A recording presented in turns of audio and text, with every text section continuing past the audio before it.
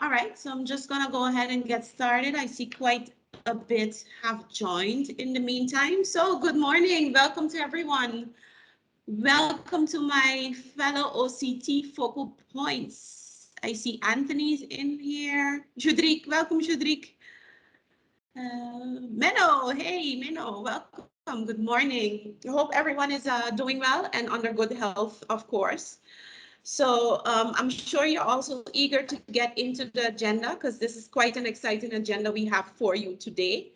And with that said, I would like to just apologize for the Prime Minister who's been called to an urgent meeting and won't be able to make it. But just as good, we have our Deputy Authorizing Officer and Secretary General of the Ministry of General Affairs, who will then be given the welcome remarks on behalf of the authorizing officer, Mr. Plantain. I see he's also, yes, I see him as well. So without any further ado, I will go over to Secretary General Hensley Plantain for the welcome remarks. Good morning, all. Thank you very much, Angelique. On behalf of the Prime Minister, greetings to representatives from Expertise France headquarters, Mr. Nicolas Chenet, Director, Department of Sustainable Development, Mr. Alain Couar, Program Manager, and Mr. Romain Rayolet, Head Climate and Energy Unit. Also, greetings to representatives from Expertise France RESEMBID team, led by Program Director Mr. Fabian McKinnon. Greetings to representatives of the World Bank GFTRR, Ms. Mary Boyer and Ms. Rosella Della. Greetings to Mr. Jean-Baptiste Mar of the EF Green Overseas Program, and a special greeting also to representative of the EU, Ms. Laila El Kadrawi, Program Manager for Saint Bartholomew and Regional Caribbean Overseas Countries and Territories, and the thematic focal point for climate change, education, and youth migration attaché. Welcome to this third strategic steering committee meeting, and please accept my apologies if I mispronounce your names. Rest assured that the appreciation for your continued support and assistance in this project will not diminish one bit because of this. I very much appreciate your knowledge and support. Allow me a few minutes of your time to congratulate you on the success achieved thus far. These successes have been made possible through your perseverance and dedication, not only to this program, but to your respective OCT. The RESEMBID program continues to survive through trying team times as the COVID-19 pandemic is not yet over. However, we must remain diligent with measures to limit the spread and protect our citizens. On behalf of the authorizing officer, I'm very pleased to announce the no-cost extension of the RESEMBID program to September 2024. Thank you to the European Union for this program and of course for the extension. It is this type of support from our partners that energizes us as OCTs to continue striving for more for our islands. Another commendable milestone is the current phase that the program is heading towards, which is full implementation. This is a milestone as it entails that projects can now start to become a reality for our small island development states. In reviewing, project development quality is high, thereby safeguarding sustainability of the projects and ensuring maximum impact. At this moment, I would like to ask a round of applause on this accomplishment, as this is your accomplishment.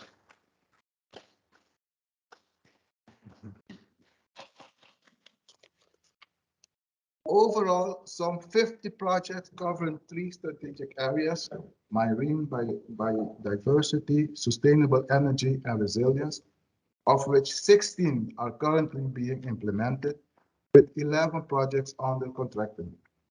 Although we have gotten a no-cost extension, The implementation period remains tight, and we must continue to propel forward at a steady pace for full exhaustion of this envelope. As such, to ensure that this envelope is completely exhausted, remaining concept notes must be transitioned to project document as soon as possible. For St. Martin, currently under implementation is the project Fostering a Resilient Crisis Management. For this, the government of St. Martin has partnered with the VNGI to support St. Martin with the development of an adaptive mode of crisis response. Long term, this project aims to anchor the long-term resilience and self-sufficiency of government in crisis management. The Knowledge Center is one of its kinds in the Caribbean region, and it is set to become a center of excellence, offering a wide-scale training to internal and external stakeholders of St. Martin. Just to refresh everybody's mind on the important result of this project will, one, establish standard operating procedures to make crisis response more effective, efficient, and timely. Two, create a network of certified trainers. Three, produce the region's first crisis knowledge center by collecting and institutionalizing available knowledge and expertise, which will be made available to the island and other OCTs through a library, online courses, and in-person training, and of course, further regional collaboration. For enabling regional coordination mechanisms for disaster management, particularly among the Dutch OCTs. St. Martin is very proud of the project and looks forward to its activities. Nevertheless, as OCTs, you have spoken. These projects are yours and are based on needs that you have identified and taken action to address. You have taken full ownership, and that is commendable. Such programs showcase what can be achieved with the right support and assistance. Thank you all to be involved, as this could not have been possible without you. With this, I turn the floor back to Angelique. Where is Angelique? Thank you, Secretary General, Mr. Plantain.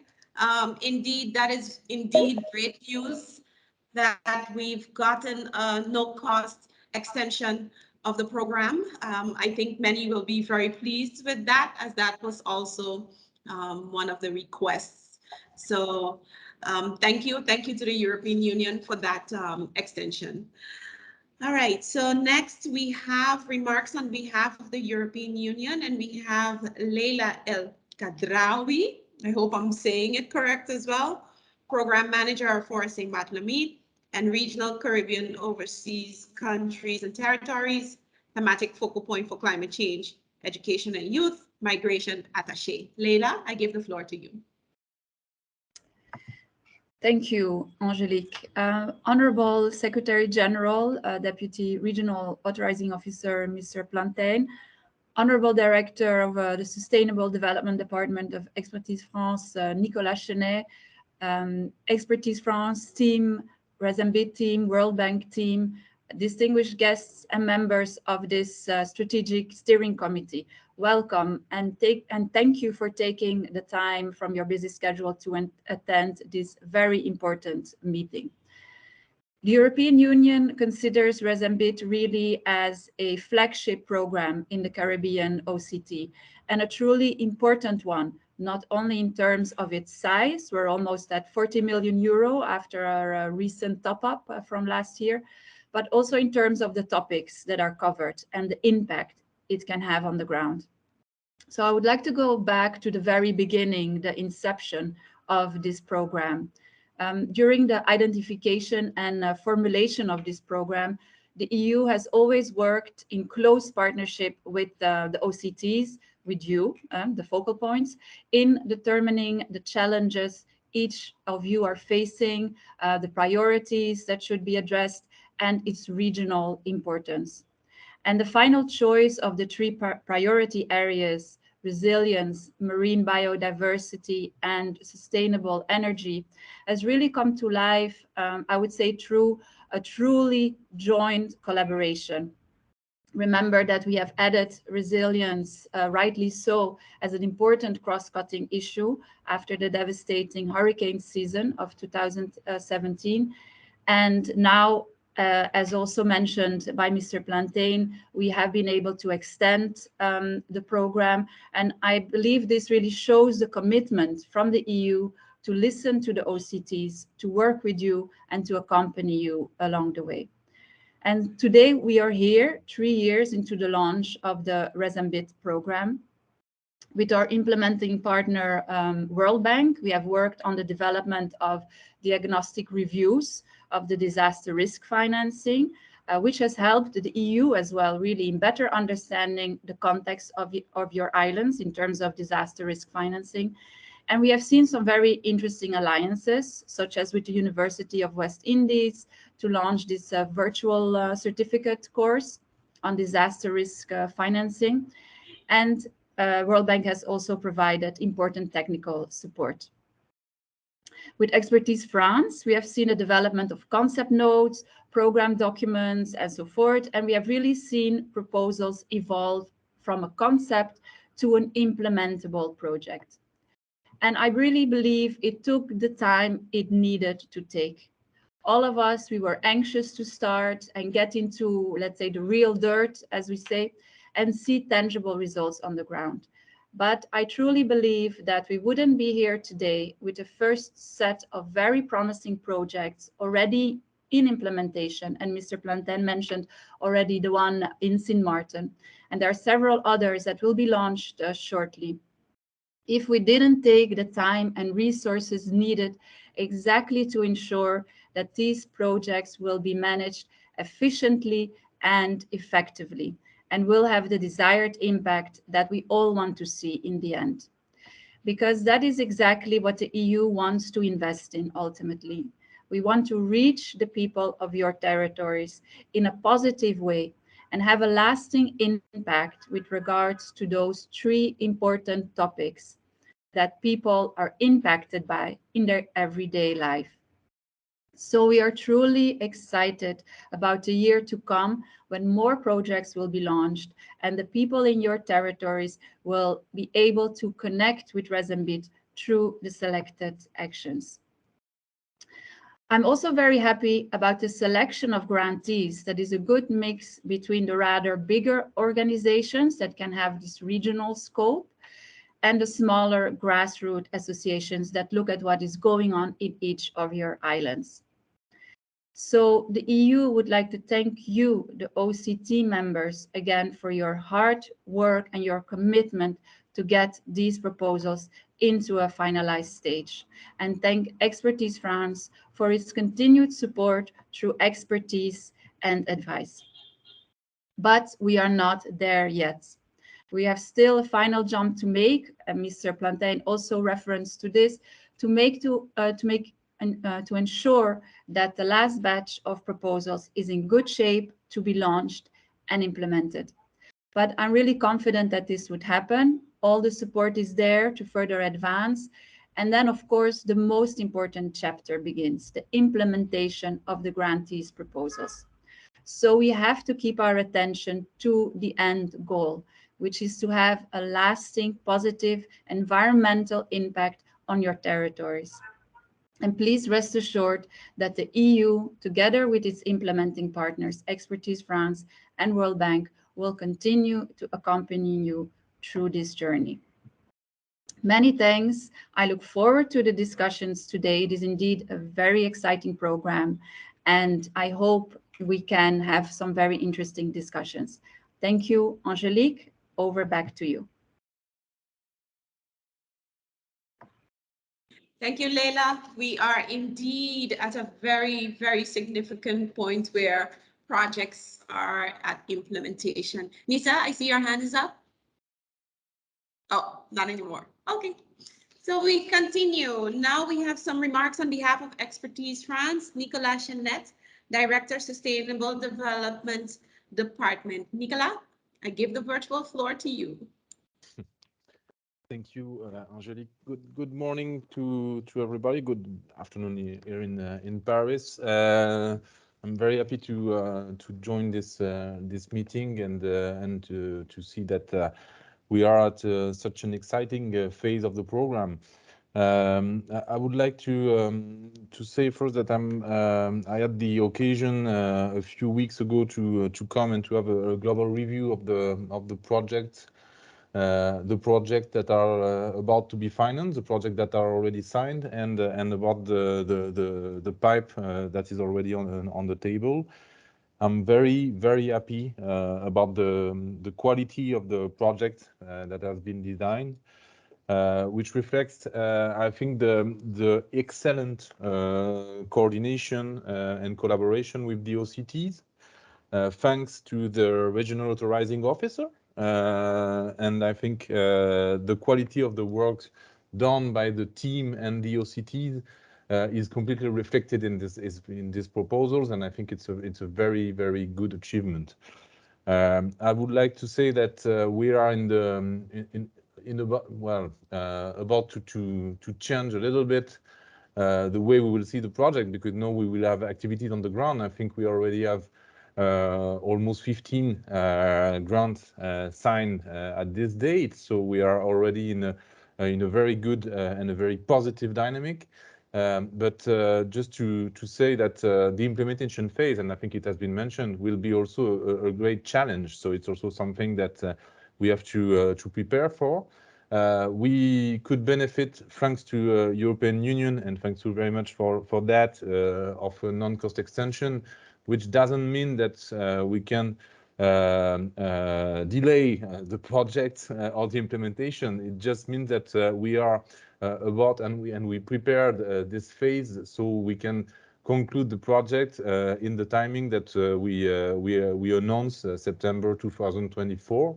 I think it's still a very important challenge, but of course all the team is mobilized for that, and I think you can rely on the RESEMBID team that has been, I think, a constant support.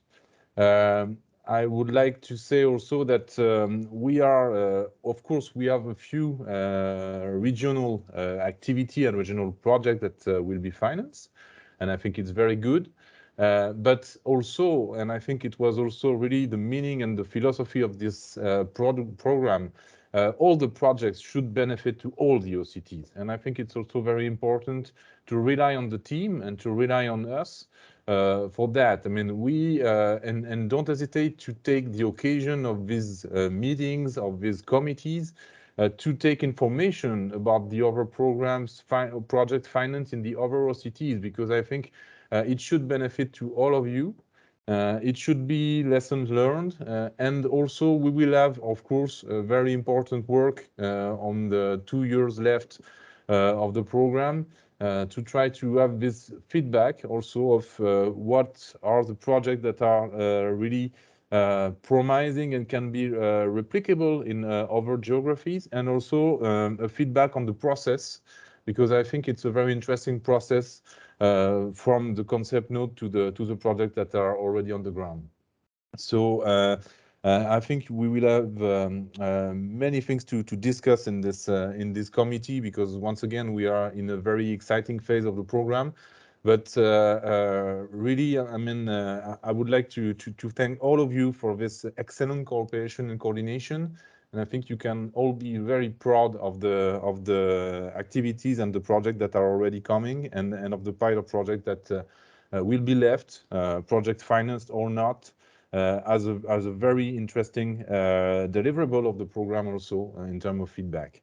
So thank you again. I hope this day will be very conclusive, and I hope everybody can learn from each other, because once again, I think it would be a very good asset of the program. Thank you very much. Thank you, Nicolas. Introduction and order of the day, Mr. Fabian McKinnon, Program Director, RESEMBID. Fabian, you have the floor. Thank you, Angelique. Good morning, everyone. I'd like to recognize also Mr. Isaac Anthony, CEO of CRIF, who is a special guest, invited by all of us, but of course most centrally attached to the work of the World Bank. So welcome, Mr. Anthony. Just a few words to situate the agenda in context so that the chair can lead off on having it adopted. As usual, the SSC speaks to the state of play on the key work streams, the key activities of the program, communications and visibility, monitoring and evaluation, and the update on expenditures on the overall administrative budget. But centrally, without diminishing any of those areas, centrally, it will make us focus on the status of the programming picture, of the approvals, of the part of the portfolio that is under implementation, and the related timeline and what that means for the countries. We are, in effect, on the verge of almost achieving 100% programming, which is by any standard a phenomenal feat. And so I think we can go there and make sure that the OCTs access every euro that the program has to offer.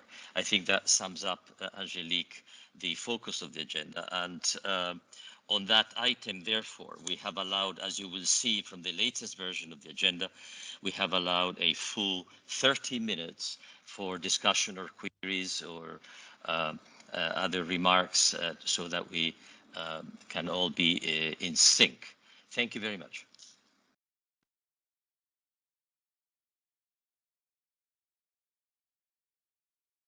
Thank you, Fabian.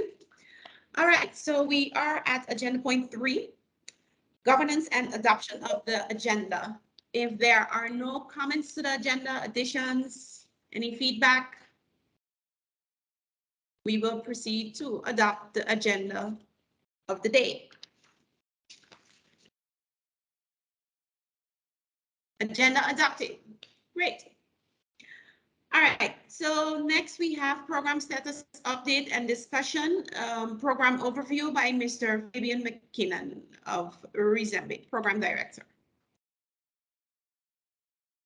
Thank you, RESEMBID team and St. Martin. Thank you, Angelique.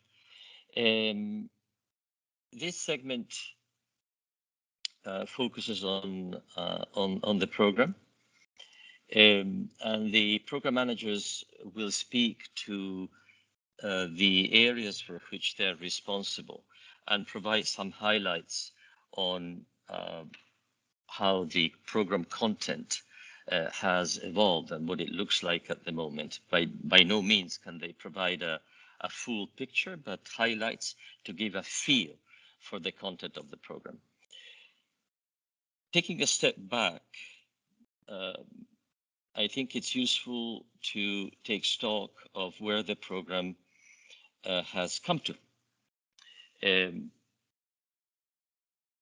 At the outset, as all the partners know, but in particular the OCTs, we made a big point of consulting the OCTs on what, within these 3 very broad priority focus areas, what were their key priorities. And for that, we consulted them over the span of 3 months in 1 week-long consultation missions, where our sole purpose was to listen. And that exercise, which I think was really critical, revealed 10 areas that the OCT share as priority. And I'll run through them very quickly because I think it's significant to then turn around and look at the portfolio that we have on our hands. The OCTs noted that policy implementation and compliance was a weak area. Technical capacity to execute and progress and address problems was a key area.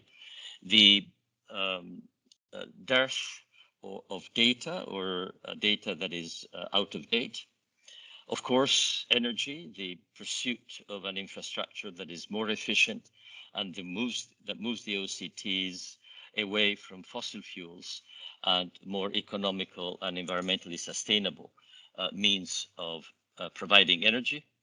Waste management, of course, in keeping with all SIDS in the world, but it is a notable problem in the OCTs. They're not exception to that. The problem of invasive species, both on land and in the sea. Habitat degradation, strengthening, developing, deepening infrastructure for resilience. Even agriculture has come up in some cases. And then, of course, undergirding it all is education and awareness raising, since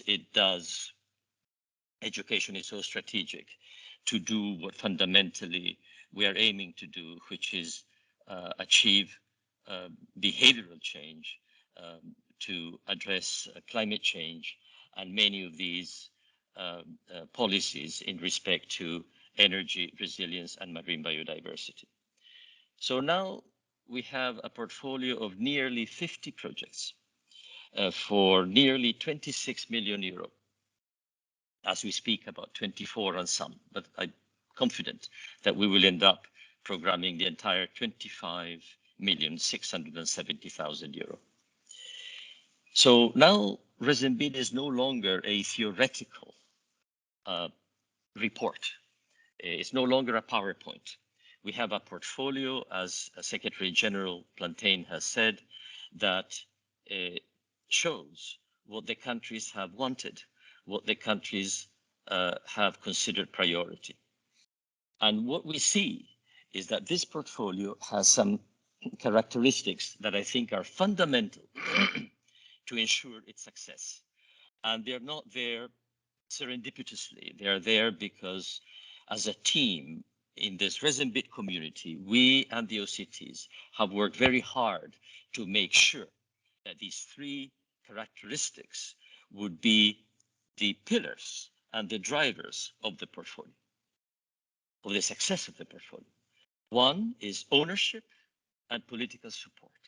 This is not, the portfolio does not answer to a strategy that we developed in vitro with some consultants, and then we foisted onto the OCTs. Rather the other way around, this is a portfolio that was driven very much from the ground up. When we set out to do that, several voices told me, you're going to end up with an incoherent fruit salad of projects. And nothing could be further from the truth. What we have is the second pillar of the portfolio, which is remarkable strategic coherence across the areas and at the regional level. Yet, and this speaks to the third pillar of the portfolio, yet possessing all the finesse, all the sensitivity to local contexts and implementation conditions. And that is absolutely fundamental, because ultimately the projects are there to support real people in real societies. And so even though there's a shared agenda of problems, the implementation contexts are quite different. The regulatory frameworks are different. The political masters are different. The implementing partners are different, and so on and so forth. So in short, I think that the OCTs have achieved not only to program a whopping nearly 26 million euro worth of projects, have managed to develop a portfolio of nearly 50 projects, but qualitatively, they have managed to develop a portfolio that is at once regionally coherent, that is coherent across the priority areas, so they are not vertical silos, but they are development contributions that are sustainable and viable because they reflect local conditions. So with that as an overview, I'd like to give the floor to Edward Turville, very well known to all of you as our lead person in resilience, who, like his following colleagues, Andrea Fludiotis and Enika Prescott, will speak to the highlights of the portfolio, because we are not about euros and cents. Ultimately, we're about programmatic substance, so giving a feel for what the portfolio feels like and looks like in terms of projects and areas and problems to be addressed, I think is important. Thank you. Edward, please. Thank you, Fabian. First of all, good morning, good afternoon, focal points, Secretary General Plantain, EU and CRIF representatives, and other colleagues. It's my pleasure to provide you with an overview of the thrust, the direction, and the relevance of the resilience portfolio, and some highlights of projects that are under implementation or soon to be. As you may know, the resilience is an important cross-cutting theme throughout the entire of our program. In addition to having a resilience portfolio per se, we also have a strong resilience building components in the energy and the marine biodiversity portfolios, such as resilient energy infrastructure and nature-based solutions, to give just two examples. As of now, the resilience portfolio looks as follows. It comprises over 20 projects at different stages of review, representing up to 12 million euros, or 48% of programmable funds. Currently, over 4 million are under implementation or contracting. And a balanced distribution of funds across the three portfolios is expected. So how is this portfolio looking? What are the highlights? This can be broken down into four main areas. So the very first is the targeted support provided to implement the comprehensive disaster risk management approach that is being advocated globally as well as regionally. This will be done through policy support, building institutions and systems, tailoring procedures, developing core capacities and knowledge management tools, as well as engaging with the residents of the overseas countries and territories.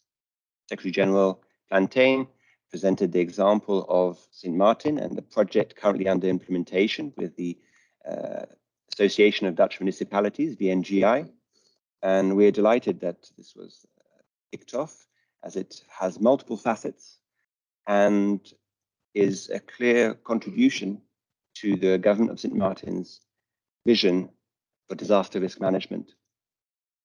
Moving on now to my second area, it aims at establishing the building blocks for effective multi-hazard early warning systems. So how is this going to be done? Well, through the reviews of the existing mechanisms, improving the alerting systems and the common alerting protocol, raising awareness, and strengthening the connections between the elements of early warning systems. So better understanding the current and future disaster risk and those posed by climate change are an important part of this equation. We have currently two very solid technical assistance projects at different stages of development in our pipeline, one with Aruba and another one with St. Martin. Just to give a little side note here on early warning systems, just recently, the United Nations Secretary General, Antonio Guterres, called for action to ensure that every person on Earth is covered by an early warning system within the next 5 years. This is very ambitious. He requested that a concrete action plan outlines how this target can be achieved. And this doesn't come without challenges. Currently, only 50% of countries globally have an early warning systems. And when we look specifically at the small island developing states, only a third of SIDS currently have early warning systems. And this target is particularly important considering the growing trend that we are seeing in the number of disasters. And this was recently presented in the Global Assessment Report that was launched a few weeks ago in Bali, which estimates that by 2030, so just a few years from now, the world will be experiencing an average of over 10 disaster events every week. Allow me now to move on to my third area of this portfolio. And I want to talk to you about this very important contribution to building resilience in the education sector. So in the portfolio, we have at least 4 projects that demonstrate that overseas countries and territories can go further than the 3 pillars of school safety. And as it was mentioned by Fabian just now, this is essential. Profound and lasting behavioral change can stem from schools. Building resilience in the key sectors such as education is an essential part of the systemic change that is currently required to address the risks that we face. 2 overseas countries and territories are developing education management and information systems known as EMIS and tools for online learning in the event of a crisis. We saw, following Irma and Maria, but also during the pandemic, how such events can be extremely disruptive to the education and have lasting effects on the children and parents that suffer from this. The project in Anguilla is currently under implementation, and we are contracting at the contracting stage with Montserrat. These systems will improve the resilience and the quality of education more broadly. Another project is the Smart School Initiative in the British Virgin Islands, which was just recently approved, and which presents a real innovation as it aims to promote safe, healthy, and green schools and communities. 15 schools and approximately 6,500 school children and teachers will benefit directly from this initiative. Finally, we expect to approve another project just next week with the Cayman Island Red Cross. This project will develop the necessary tools for schools to promote resilience topics in primary schools, which will also include mental health and prevention of violence and other forms of abuse. And the purpose of this project is to have in place the tools, the approaches, skills, in order for this to be institutionalized and sustained by the Ministry of Education. Now, moving on to the 4th key area. This one aims at demonstrating small-scale ecosystem-based disaster risk reduction and resilient agriculture. This area is one where we have a lot of crossovers between the portfolios, and examples include projects that seek to prevent erosion in coastal areas, for example, in Saint Eustatius, in Saba, as well as Saint-Barth. We also have a few other projects that look at one of the major risk factors in the Caribbean, also raised by Fabian in his presentation, which is solid waste. This problem plagues all of the overseas countries and territories and has major impacts on the environment, the health of the population, and can be an additional threat in times of disasters. So we're at the contracting stage currently of a project with the social enterprise Green Phoenix. This project aims to reduce Curaçao's plastic pollution in the marine environment by promoting innovative and creative recycling, public awareness, and education. 20 tons of plastic waste are expected to be diverted from landfill in this particular project. So to close my presentation now, I really truly have to congratulate all the applicants and the successful implementing partners for their commitment, their patience and efforts to develop such projects during these difficult times of the pandemic. It truly reflects the sense of urgency that's prevalent among many small islands in combating climate change and growing disaster risk. I believe that this portfolio is promising and of great significance in the current Caribbean context. The portfolio will benefit the overseas countries individually, but also collectively, and I believe broader Caribbean. The nature of this technical assistance provides opportunities to learn from each other and tailor solutions to individual needs and contexts. So with that, I thank you for your attention. Wish you a good day.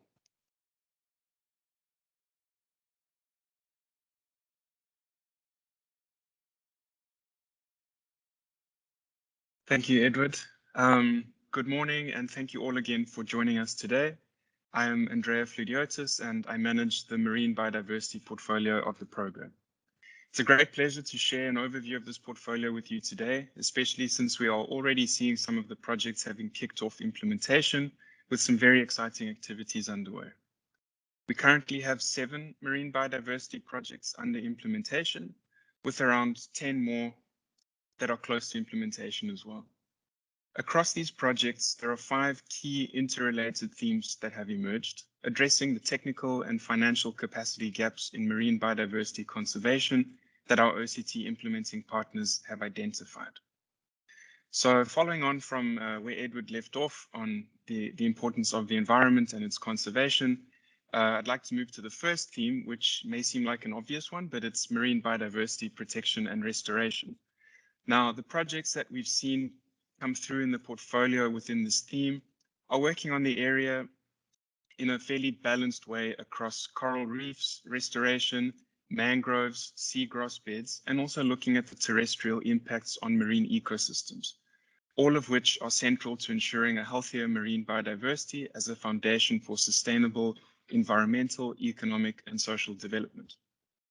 Now, some examples of projects under implementation in this theme include increasing coral reef resilience with assisted evolution via selective restoration in the Cayman Islands, which recently kicked off with a very interesting and fantastic launch on World Oceans Day.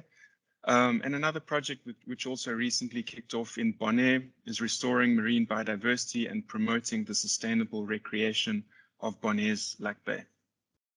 Now, moving on to the second theme within the portfolio, it's sustainable fisheries. Now, we all know that healthy fisheries are critical to the OCT's marine ecosystems, their tourism and livelihoods. So the projects in this theme are taking a holistic look at the way that fisheries are restored and managed, and piloting projects that stand to produce benefits and tools for all the OCTs.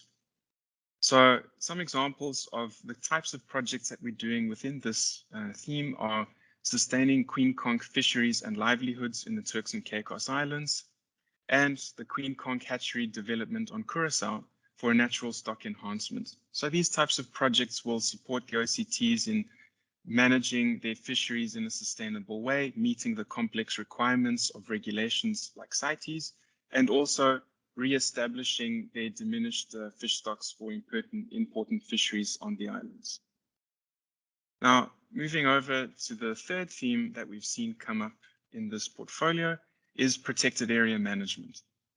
Now, in line with the global campaign to protect 30% of the world's oceans by 2030, numerous OCTs have developed projects that directly and indirectly contribute towards this goal by enhancing capacity to enforce laws and more sustainably manage marine protected areas. So one of the recently kicked off projects in Anguilla is called From Paper Parks to Model Parks. It recently launched, which is looking at piloting more inclusive and cohesive management structures for Anguilla's marine protected areas and creating a sustainable financing mechanism that will sustain these activities in the long run. We're also working on a project in Curacao, which is developing a management plan for a Ramsar wetland site in Klein Curacao. Now, moving on to the fourth area, which Fabian highlighted this as well, is one of the underlying pillars of everything that we do within RESEMBID is education. So looking at marine biodiversity education within the suite of projects that we have, education and awareness raising on the importance of marine biodiversity and how to better protect and conserve it has been brought up by almost every OCT in the program. It's central to the behavioral change that's needed to ensure the protection and conservation of marine ecosystems and the environment more broadly. So with that in mind, we have a project that recently kicked off in the Cayman Islands, which seeks to develop a coastal lagoon teachers resource guide. It will support teachers and students and the wider public to better restore and protect their vital ecosystems like seagrass beds, coral reefs, and mangroves. And an interesting project that came out of our COVID-19 facility in the Turks and Caicos Islands is defining a post-COVID-19 resilient recovery there, which aims to support alternative and environmentally conscious livelihoods and investment models following the impacts of COVID-19. Now, moving on to the final theme that we've seen emerge within this portfolio is one that it doesn't necessarily get as much attention as it probably should, but it has proven to be critical to many of the OCTs to effectively manage their marine resources, and that's data management for decision making. Now, all of the areas that I've mentioned are, of course, tied to the policy decisions that the OCT governments make and enforce for marine biodiversity conservation, whether directly or indirectly. So these projects will build the OCT's capacity to generate and effectively use environmental data to inform the policy decisions and enforcement support that they need to carry out this work. So some examples are a recently approved project in Aruba, which is co-developing a toolkit for monitoring the impacts of climate change on shallow marine ecosystems on small islands. In the BVI, we're working on a project that aims to strengthen their water quality monitoring program to inform effective environmental management and spatial planning. And similarly, in St. Martin, we have a project that is the Coastal Resilience Needs Assessment, which aims to advance progress towards sustainable and resilient spatial management of the marine and coastal environment in St. Martin. So overall, we have a very interesting portfolio that's emerged within this thematic area, and I'd sincerely like to congratulate and thank all of our partners in the marine biodiversity portfolio who've worked so passionately to develop the suites of projects that we're working on at the moment. I believe that these projects will put the OCTs on a path to enhance protection, management, and conservation of their precious marine biodiversity that is so vital to their long-term social, economic, and environmental development. Thank you. Over to you, Nico. Good morning to the overseas countries and territories, the representatives, as well as our specially invited guests. My name is Anika Prescott, and I am the Program Manager responsible for the implementation of the Sustainable Energy Portfolio.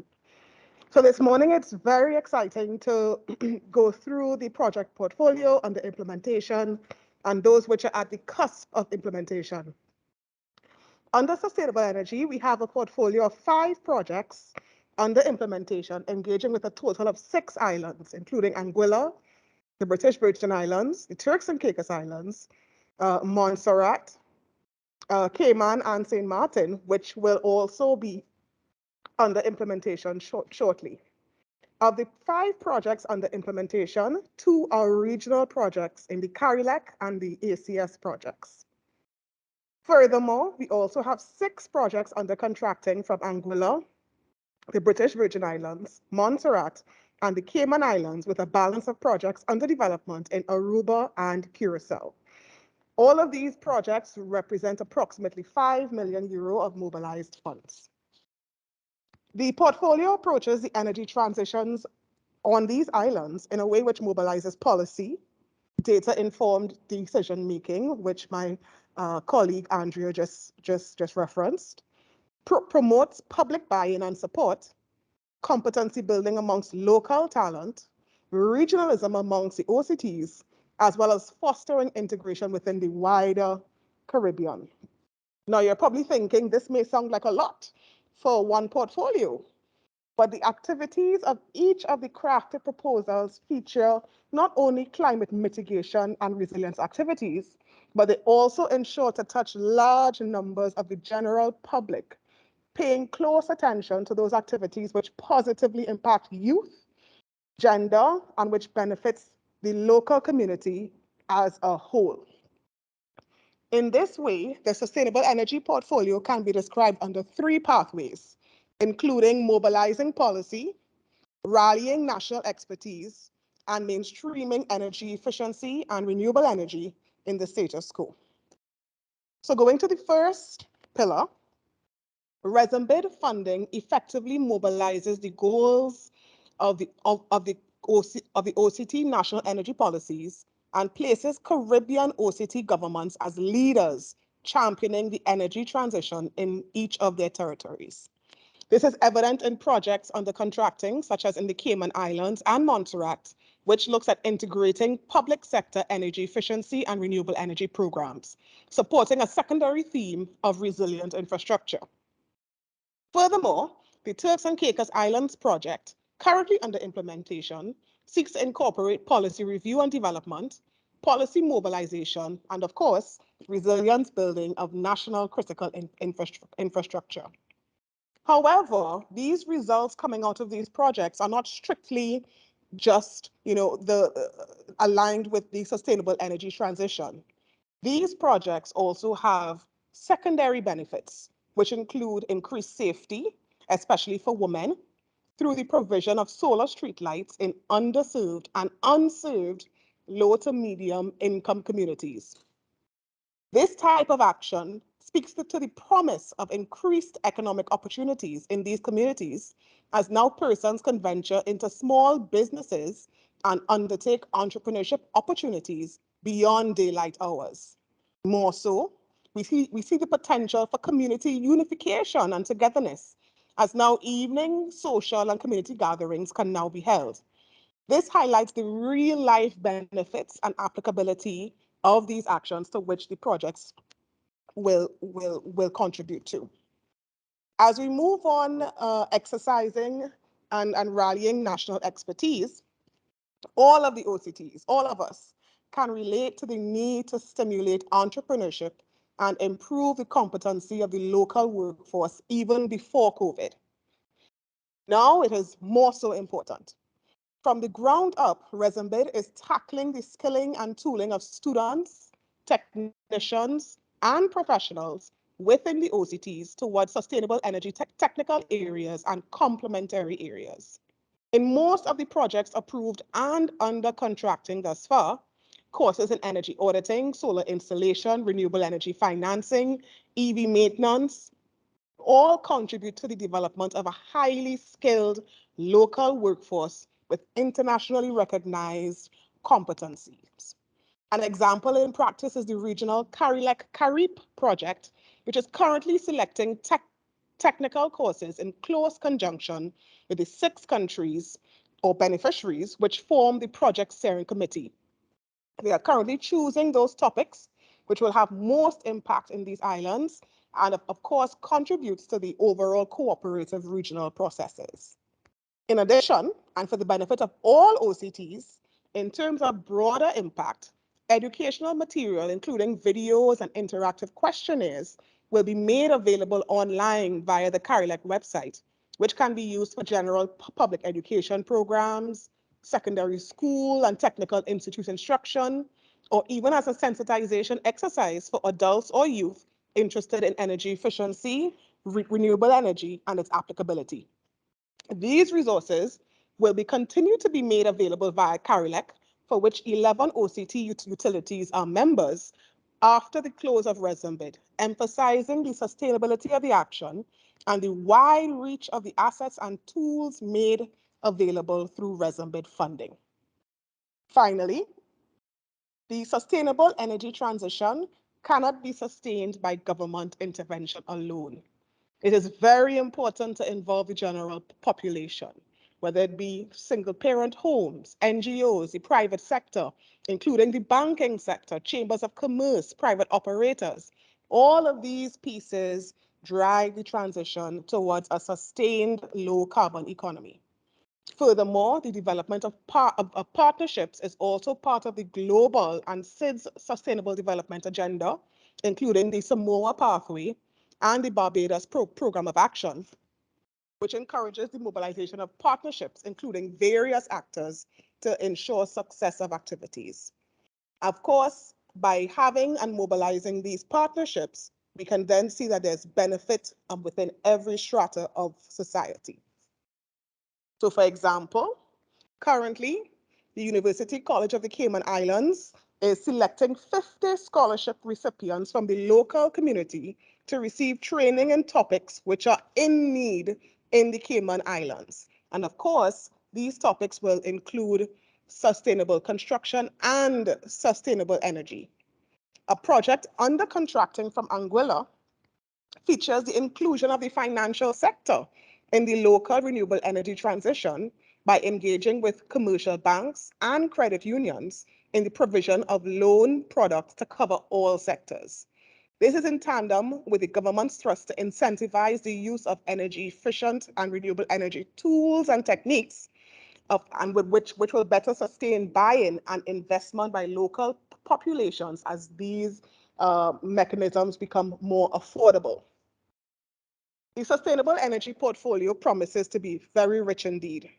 Through the design of these projects, integration, community benefit, and participation in the regional agenda are all apparent.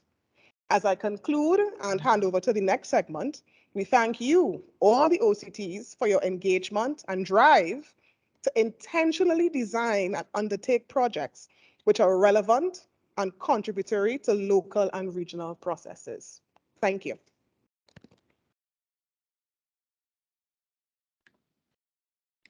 Thank you, Nayeka, for the highlights of the sustainable energy portfolio. and Edward for the resilience portfolio, and Andrea for the marine biodiversity portfolio. We now go over to the implementation status by Ms. Daniela Stoyanova. I hope I said that correct. Manager, Grants, Finance, and Administration. Daniela? Thank you, Angelique. You pronounced it perfectly. It is Macedonian surname. Then I would also like to wish you good morning, good afternoon, distinguished members of the steering committee, partners and colleagues. As my job title suggests, I would speak about everything that was shared just through the financial and grant management and time lenses. Accordingly, in my presentation, I will focus on two main important and relevant topics for all of us present here, where we stand with the implementation status and where we stand with the programmable fund status. And consequently, what does it mean for closing approvals and shifting to full implementation? Let me begin by looking at the implementation status. As things stand today, we have 27 projects that are under current or imminent implementation. From the financial aspect, they bring us to more than 50% or 50%, half of the programmable funds under current or imminent implementation or being committed. At this moment, allow me to congratulate to those OCTs that already have projects under implementation or under contracting. In addition to national projects, we have 3 regional projects under implementation where all OCTs participate and collaborate. Moreover, these projects are financed from both funding windows, a regular funding window and COVID facility. And they address all priority focus area, as you can see on the slide. And we just heard my colleagues, program manager, speaking about diversity of the projects in each of these 3 focus areas. This just confirms the responsiveness of the RESEMBID portfolio to the OCT needs. Allow me now to provide you with further illustration of the current status of implementation and therefore of the programmable funds. Everything that we need to know is on this slide. Dark blue is already underway and lighter blue soon to be underway, leaving a balance of 1.5 million euros that, as you are aware, is being fully programmed.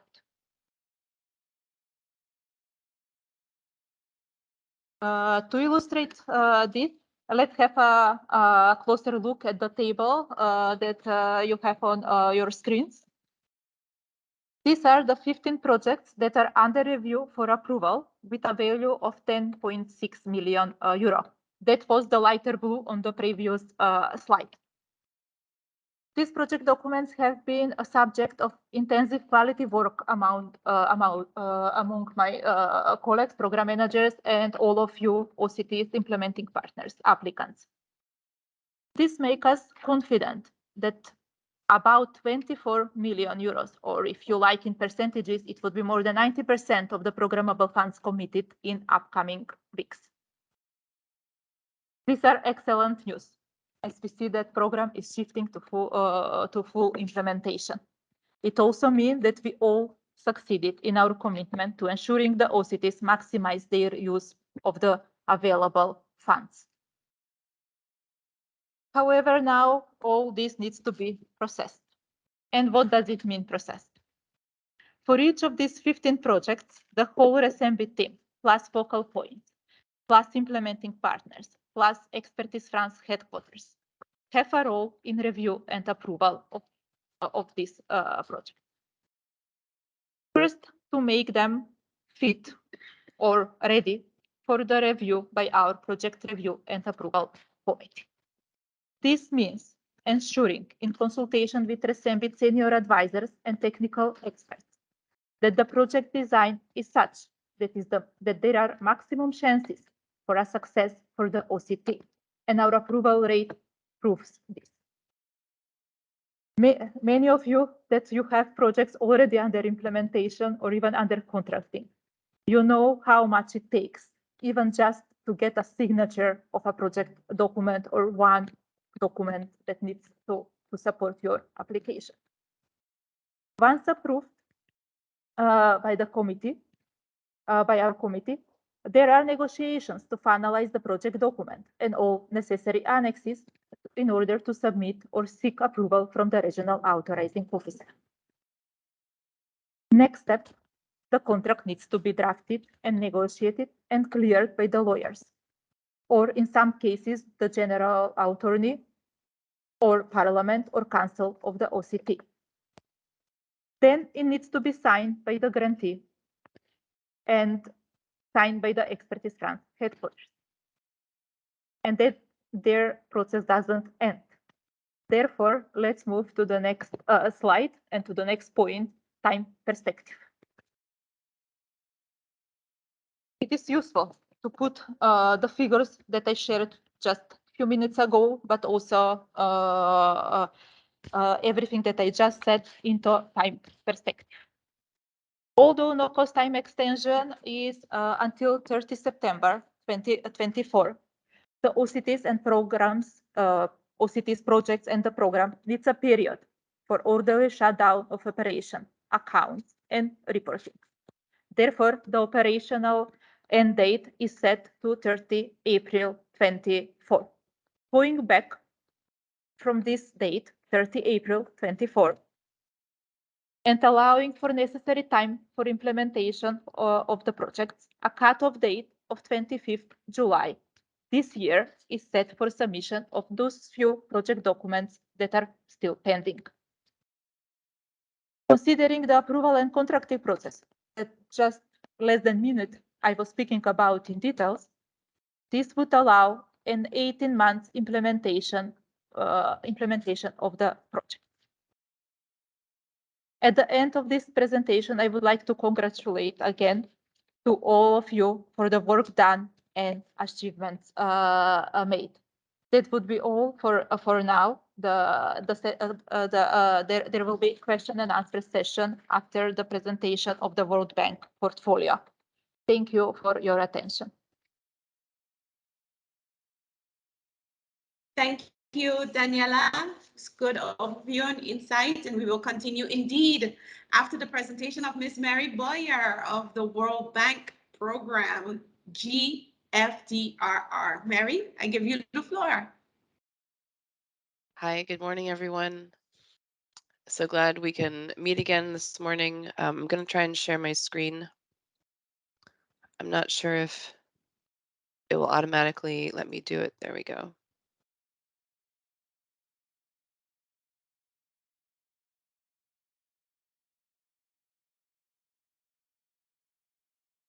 Okay, so I'll keep this relatively brief. First, going to go over some of a brief update on the past work that we've done, talk about what we have ongoing under implementation, and then talk about some plans we have for the future.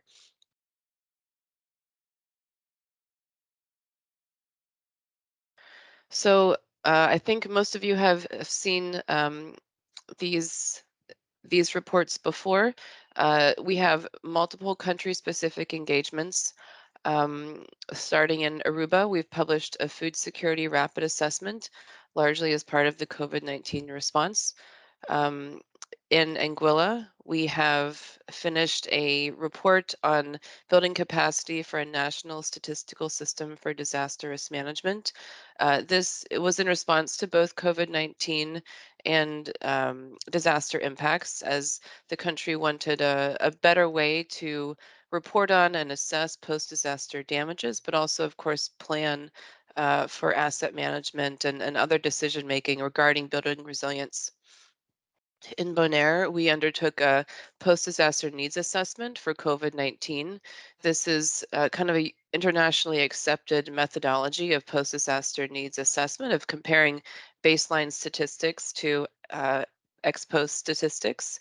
And we applied that to a COVID-19 scenario to help with some providing some information to support decision-making in COVID-19 response.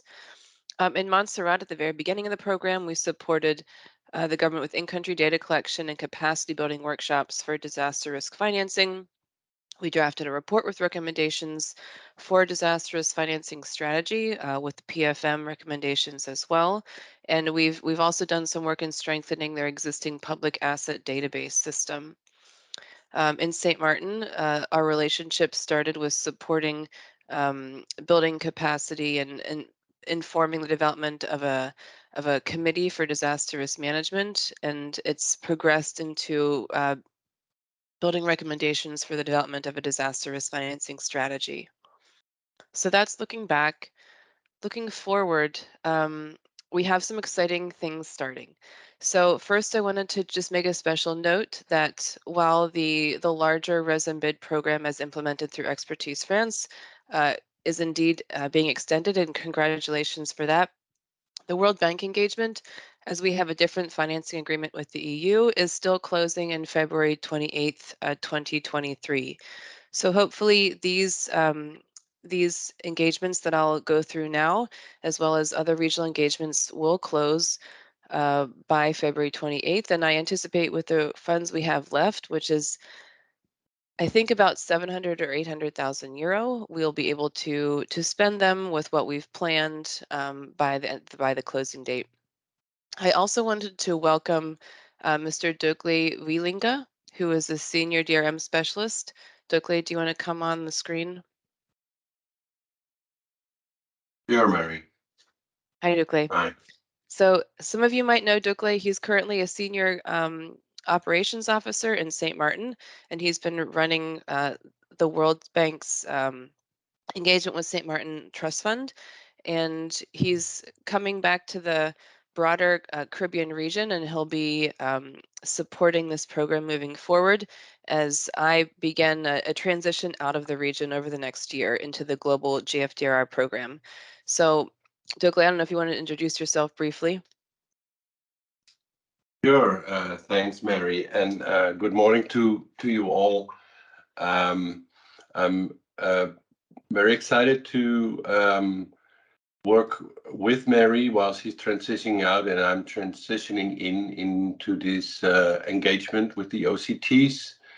As Mary said, I currently work on the St. Martin Trust Fund, and therefore a special hello to SG Plantijn and Angelique, who I know from that engagement, and I look forward to work with all the other countries and with the partners, the EU and the other implementing partners.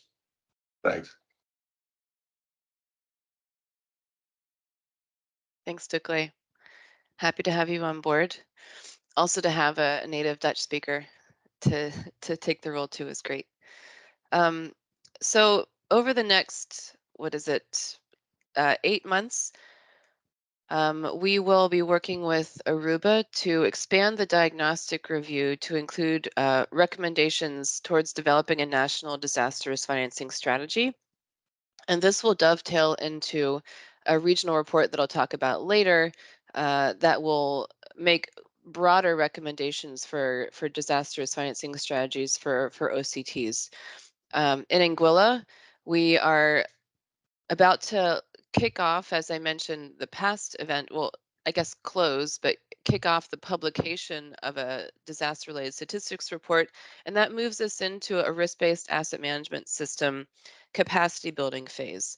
And I guess another point I'll make is that we're starting up missions again, and the bank is going on their first mission since COVID to an OCT in Anguilla, and we'll be kicking off this risk-based asset management system work. We have a engineering firm from Spain that's joining us to support the government in building their understanding and capabilities around asset valuation and condition assessments towards informing a more risk-based asset management system to be used in decision making for retrofitting, rehabilitation, maintenance, disaster response, etc. In Bonaire, we are kicking off a assessment for looking at sustainable development for island carrying capacity, looking at the various scenarios that Bonaire might face over the next few years in terms of tourism growth and residency growth.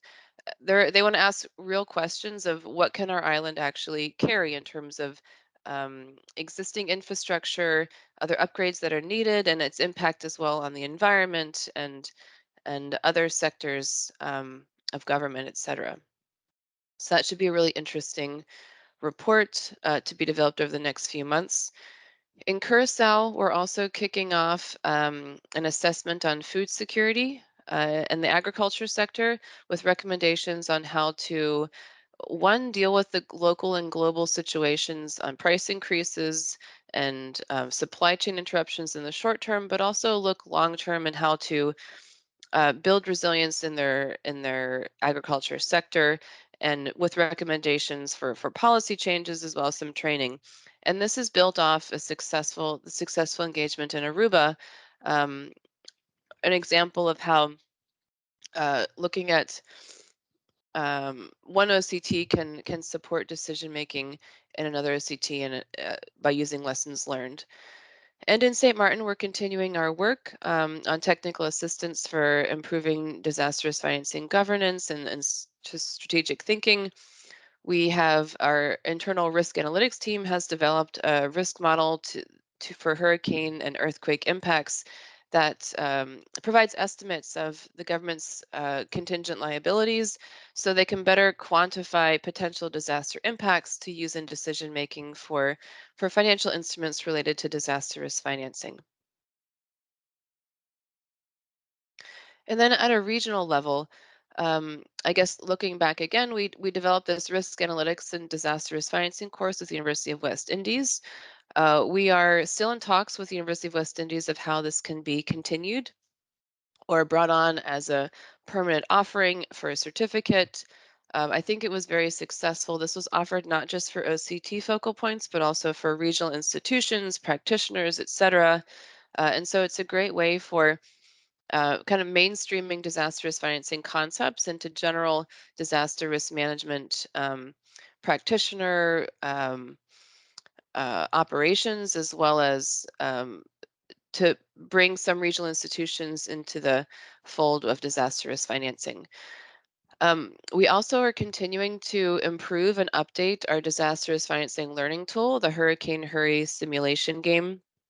And if you guys have not played this yet, I'm really hoping that, well, we're about to talk about a regional event, and this game is going to be a part of the regional event.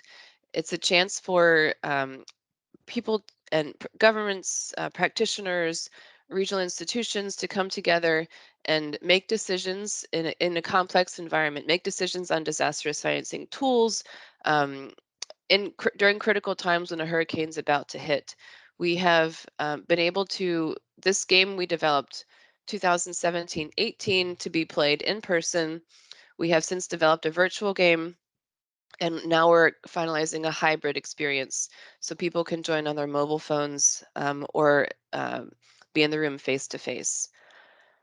We also, of course, have the CRIF component of our work, and kind of behind the scenes, we've been able to support CRIF in providing discounts to, not directly, but we've been able to support some of the operational decision making to facilitate premium discounts for the OCT entities that are members of CRIF.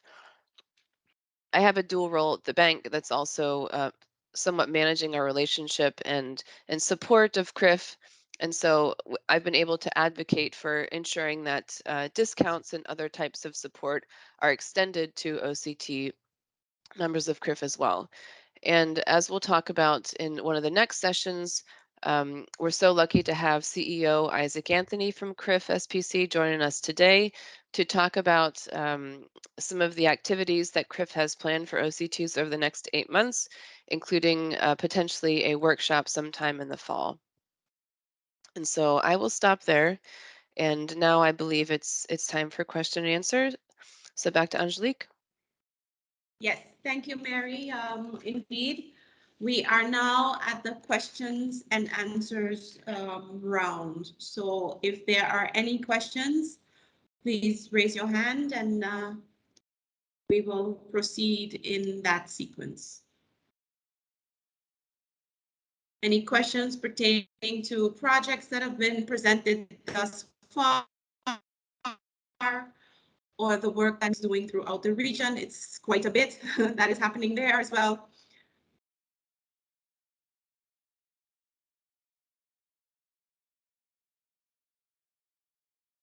Dukla, great to have you back as well, also familiar. I see SG Plantijn is Thank you. smiling.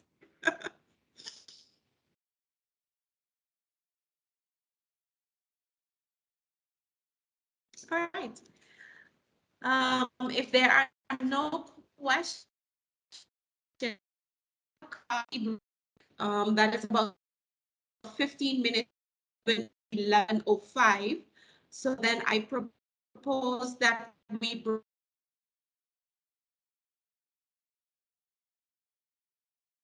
You are frozen, Angelique. We can't hear you.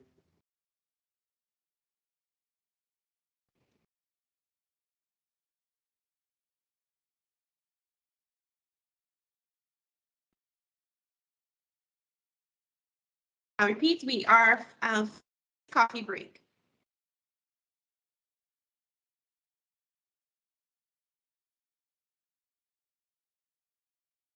Angelique, should you wish to move the financial report up before the coffee break?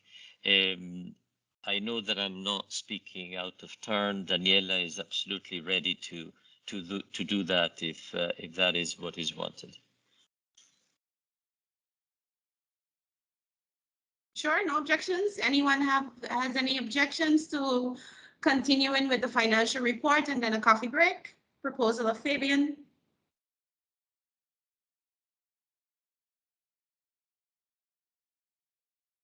Good. All right. So then we go into the financial report by Daniela.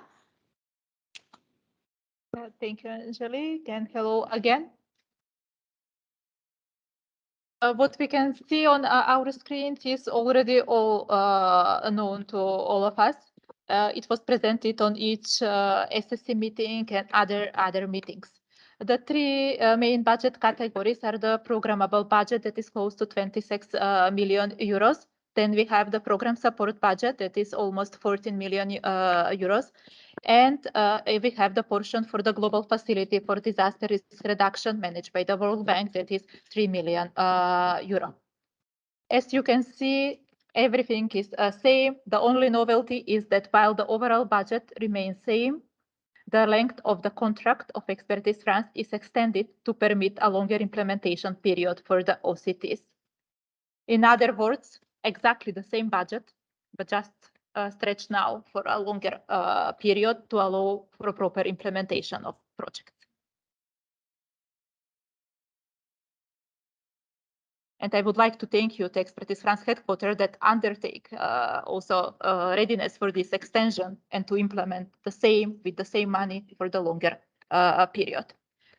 What you have here is the current state of expenditures of 31st of May. Figures show that expenditures follow the expected pattern of projection. As you can see, the complexion of the budget is or expenditures is quite typical for a technical assistance program, but also for all organizations, private or public. And that the larger share of the support of the program support cost, the 14 million that I just mentioned, is the human resources. In our case, within the human resources and pool of expertise, that is the technical expertise to support the OCTs implementing partners in project design, formulation, implementation, management, reporting, and evaluation. That would be the salaries of the people who work for success of this program on a daily basis, sometimes a nightly basis, and some goes for our experts. We are in regular contact, as you know, with all of you present here, and you are all aware of the efforts, especially of my colleagues, program managers. Expenditures patterns also reflect the current state of the program. I am glad that we are shifting from formulation to implementation, and therefore you can see that there are expenditures also under the budget item programmable funds. So the programmable funds moved from €0 from the last time that I was presenting the financial report, and rapidly are increasing as we are moving to implementation. You could see also on the screen that level of expenditures currently is 25% of the total of the overall RESEMBID budget. Thank you for the attention.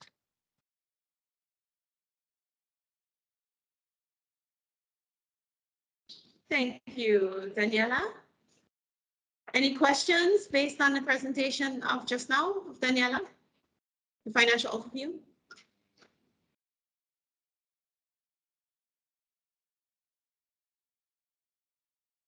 All right, if there are no questions, then we go over to the 15 minutes coffee break. All right. So hope everyone is back, and we will just get started. So just to recap some highlights, we had overview portfolios from resilience to sustainable energy, renewable energy, and marine biodiversity. We had from Daniela the financial overview, as well of the program, of the projects that are under implementation, projects that are in the pipeline. And then now we are at the segment of NISA for program communication and visibility. I give the floor to you, Nisa. Thank you, Angelique. Good morning, everybody. I hope you enjoyed your quick 10-minute break. I am Nisa Pear. I am the manager for communications and visibility for RESEMBID, and I'm really excited to share the updates from the communications portfolio. We have a lot to discuss, so I will absolutely try to keep it to my 15 minutes, but it really is a good problem to have, and it really speaks to the amount of activities that we have undergone since we last met at the last SSC. And again, really excited to share this with you, and certainly happy to field any questions at the end of this session. So that said, I will walk you through the two main areas of my presentation, which of course, as I just mentioned, the program communication status updates, as well as introducing everyone present this morning to the RESEMBID OCT visibility program. So one of the major changes since we last met treats with, next slide please, treats with the updating to the RESEMBID communications and visibility strategy. So this has now been updated to reflect more accurately, not just the program status and outlook, but our desired messaging. So our CNV strategy now aims to foster understanding of the aspirations and challenges of the OCTs, and of course, the supportive role played by RESEMBID, and to increase, more than anything, to increase recognition of the progress and achievements made in the OCTs, and again, through showcasing the project successes. Of course, as we all know, we must, and we're happy to enhance the visibility of the European Union as not just a generous donor in the region, but reactive and responsive and reflective to the needs of the OCTs. Some of the achievements and milestones, again, this is just a snapshot of what we've been able to do in under a year, because we last met in November. So first off, we have certainly increased our audience numbers. Now, because we have this increased effort and this increased push for visibility, and of course, during, that comes very much with the implementation period. We have increased our numbers by our audience numbers by way of press releases. We have seen quite an uptick in in media engagement with us, not just in the OCTs. And we certainly encourage all of you within your capacities as RESEMBID focal points to share all of this information with the local media in your OCTs, because we found that while we receive significant coverage throughout the Caribbean and fortunately globally, we're still working to ensure that the messages hit home in the OCTs. And because of that, we have started discussions with regional media bodies to ensure that not just the messages hit home, but that everyone in the OCTs truly know what is happening about the projects, but also how it's impacting their different communities.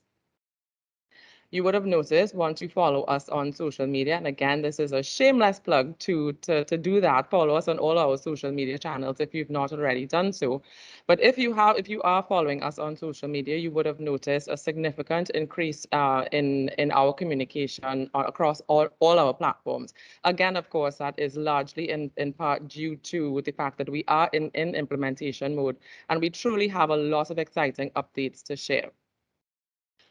So the two images on screen now are just a snapshot of a new dashboard that we have implemented. That one gives us an idea of how RESEMBID as a program, how we are performing in terms of our online presence and how we are reflected online. But also it goes a step further in that we are able to extract the keywords that people are using and the conversation words that people are using when RESEMBID is being spoken about online. Not just RESEMBID, but RESEMBID funded projects. What this allows us to do is, should there be any negative discussion about any of the projects, about RESEMBID itself, our donors, partners, etc. This allows us to react in real time. So this is not just a tool that we at RESEMBID can use, but it's certainly one that we can use to communicate immediately with our project leads and react to that. You may have noticed that, and I hope you would have noticed that RESEMBID's look and feel certainly has changed within the last year. And a major part of this is reflected in our logo. The logo is a labor of love from everyone on the RESEMBID team. And truly, as I mentioned, in the communications and updated communications and visibility strategy, it absolutely does reflect a more OCT-centered approach. So firstly, the 12 lines that do make up the logo do represent the 12 islands of the OCTs. The three colors also represent the three thematic areas: maroon for resilience, blue sustainable energy, green biodiversity. What this means for us is that you, the OCTs, are truly reflected in every single thing that we do, all of our communication, and it really showcases that you are at the fore and at the core of how we communicate when we do communicate. So because of this continued commitment to be OCT driven and be OCT centered, we are happy to have continued our RESEMBID community of practice forums, which is really one of our key tools in our continued push for community engagement. It is our longest running initiative. And at the start of this year, we completed a series of 6 of these sessions, each on two held on each priority area of focus. And in these sessions, participants were able to not just talk about their projects and learn about others, but it was a forum for the exchange of ideas, best practices, etc.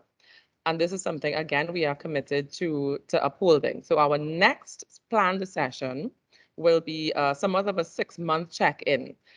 So what we hope to achieve then is that for those who apply, for those who are 6 months into their project implementation, we're going to have another one of these forums where, again, these grantees can discuss a few months in lessons learned, assess any needs and react to them, troubleshooting in real time, etc. So we do not have to necessarily wait for receipt and processing of monthly, quarterly reports. We can certainly, just like as the example I gave above about the social media engagement, we can react to any issues in real time.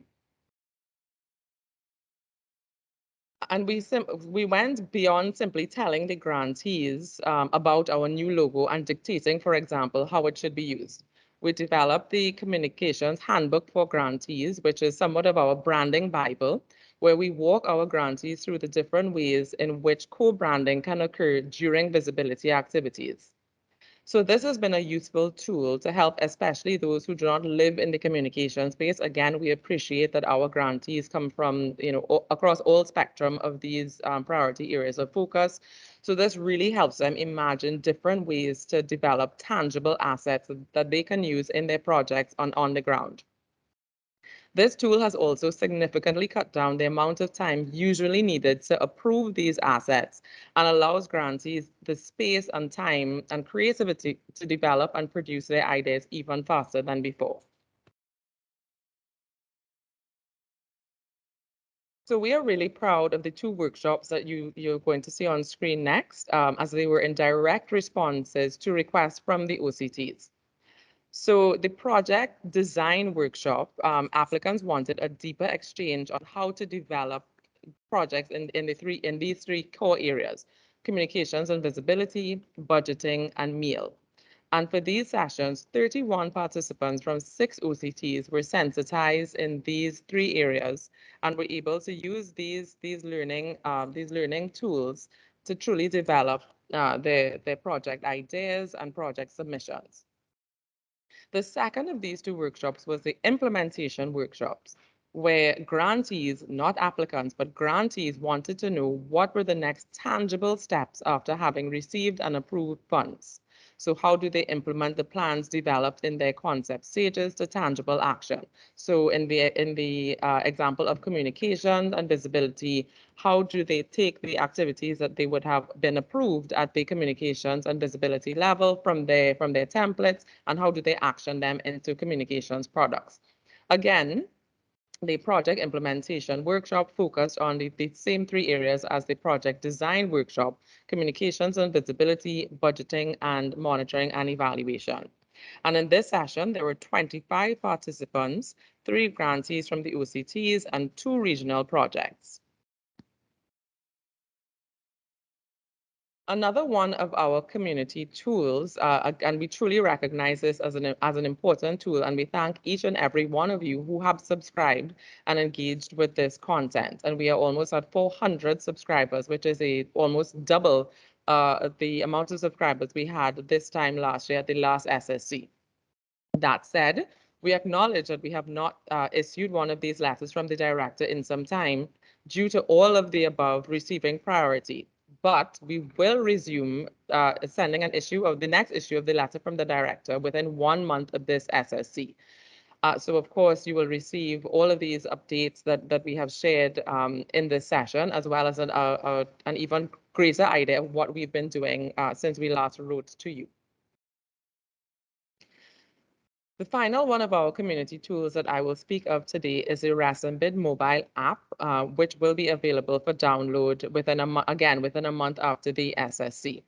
This RESEMBID mobile app is for everyone in this RESEMBID community. It is not the website. It is vastly different. If you look at the center screenshot, you can see that you will be able to customize your experience. In that, you can choose whether you want to see updates from all of our priority areas of focus. You can choose if you want 2, 1, etc. And you will also be able to receive updates per country. So if you want updates from all of the OCTs, that's no problem, but you can also further customize this experience by choosing which of the OCTs and which of the priority areas of focus you would like to receive information on. Not just that, you will receive push notifications every time there is new content developed on the areas that you would like to see.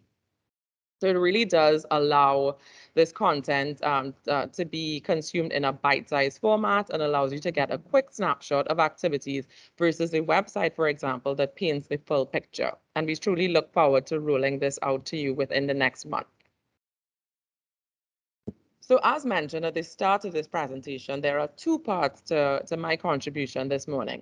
And the second part deals with the introduction today of the RESEMBID OCT Visibility Program, or as we call it, ROVIP. So for some background, there are 2 pillars of the RESEMBID communications program. So I would have just described the institutional pillar, which is, again, everything that I would have just gone through in terms of how RESEMBID communicates, what we're doing, explaining the program itself, as well as the in-country CNV activities led by the grantees. So this level of communication also communicates the milestones along the project timeline. The second pillar is OCT based, which means that this is about projecting the development of the aspirations and opportunities and challenges of the OCTs, showcasing their work and successes, of course, with the support of the RESEMBID program. And it is this pillar that makes up the RESEMBID OCT visibility program. So how is this different? As I've mentioned before, it is not going to focus. It's the job of the OCTs and the project leads to really speak about and highlight the activities on the ground, which they are, I have to say, doing a really good job of so far. Where this comes in, this RESEMBID OCT visibility program, it complements this existing work of the projects on the ground. And this work is, of course, articulated in, as I mentioned, the grantees' communications and visibility plans. So the objective of this ROVIP is to project the achievements and success stories of the OCTs. Project these success stories thematically and strategically with regionally focused products. So, for example, we can discuss using the ROVIP facility the human impact of the projects articulated by all of the project managers before break. So, for example, the ROVIP would speak about the stories told by the children in the BVI Smart Schools program, or the stories of women who feel safer walking in well-lit areas in their communities, or the community impact of the revival of the Queen Conch rehabilitation project. Of course, the all ROVIP activities are in compliance with EU visibility guidelines and ensures proper recognition of the EU as a donor. This ROVIP is also managed by the communications team in close collaboration with the OCTs and implementing partners. What this means is that we will not develop any products because, of course, the stories are yours to tell. We will not develop any products unless they have in close collaboration with the OCTs, again, reinforcing our OCT-centered, OCT-driven approach to communication. Finally, it is financed by a dedicated visibility budget complement added to project budget. So we don't actually take away anything from project communications and visibility activities by the project. We simply, it's simply a dedicated component that is added to this. So what are the objectives of this ROVIP? Of course, like I said, it really does allow us to have a predominantly regional rather than national lens. So what does this mean? This means that, again, as the projects, they focus on telling the milestones of their projects in countries. They tell these stories to local media, etc. But this really allows us to have a regional look at all of the projects. It's the harmonization of messages and ensures a coherent look and feel to communications across the RESEMBID program. And what does this mean? This means that there are no products developed by the ROVIP that are not going to be treated with the same level of importance and the same dedicated resources given to them. So everything is going to be very high caliber and across the board, and no one project would look better than the other.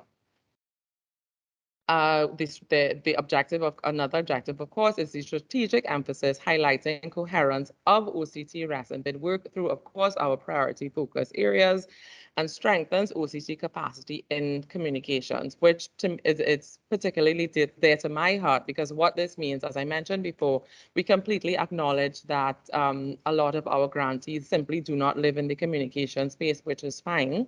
So what this program allows us to do is when RESEMBID is, the program has closed in 2024, it allows those grantees who participate in this program to truly understand communications and development communications from a more global perspective, and how to produce communications products that are world-class. How will this be implemented? So again, it's to focus on the stories coming out of the OCTs. And as I mentioned before, it will not be, no content will be produced without the close collaboration of the implementing partners to ensure accuracy and ownership, but most importantly, capturing the spirit of the OCTs and the spirit of behind which the projects have been developed. So this program's dissemination focus, as I mentioned again, will focus on the wider, not just the wider Caribbean, but the European Union and Expertise France and other key European stakeholders. So what we really want to achieve here is, again, telling the story of all of these amazing projects and the human impact of these amazing projects, not just in the wider Caribbean, but ensuring that our overseas and European overseas partners truly do understand the impact that the RESEMBID program through, of course, these projects has made in the last few years.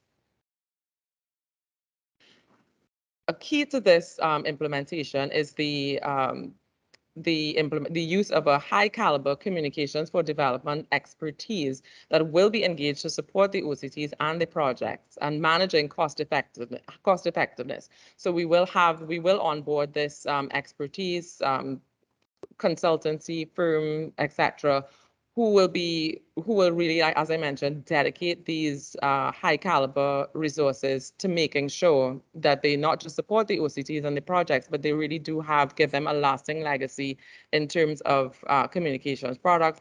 And of course, as always, making sure that we are compliant with EU visibility guidelines. How is this communicated to grantees? So it must be said that all grantees have been made aware of this facility, first by the interface with the program managers, as well as with the communications team. And we are all very excited, and they are all very excited about, one, the possibility to have access to this expert communications team that will help them further tell their stories.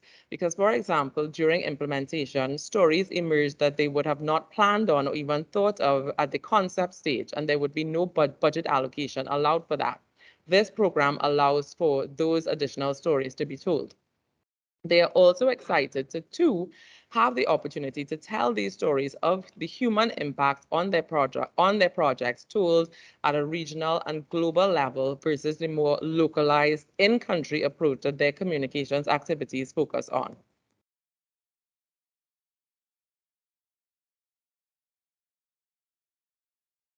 So what then can we expect out of this ROVIP program? Now that we understand, what it is and what is its focus, what kinds of products can we expect? Truthfully, the sky is the limit in terms of creativity and, of course, what are the stories coming out of the OCTs. But what we see here as key outputs of this program is high quality digital videos and digital content, highlighting human impact stories, as I keep saying, but this time at the individual, community, government, and multi-country levels, and of course, speaking to lessons learned. We also want to produce mixed media content, which will be produced per project and or thematic area. And as I mentioned, emerging themes. So for example, when we have met internally, we know all of the projects and we discuss them, but we've realized that there have been emerging themes coming out. So in education, regional public health, etc.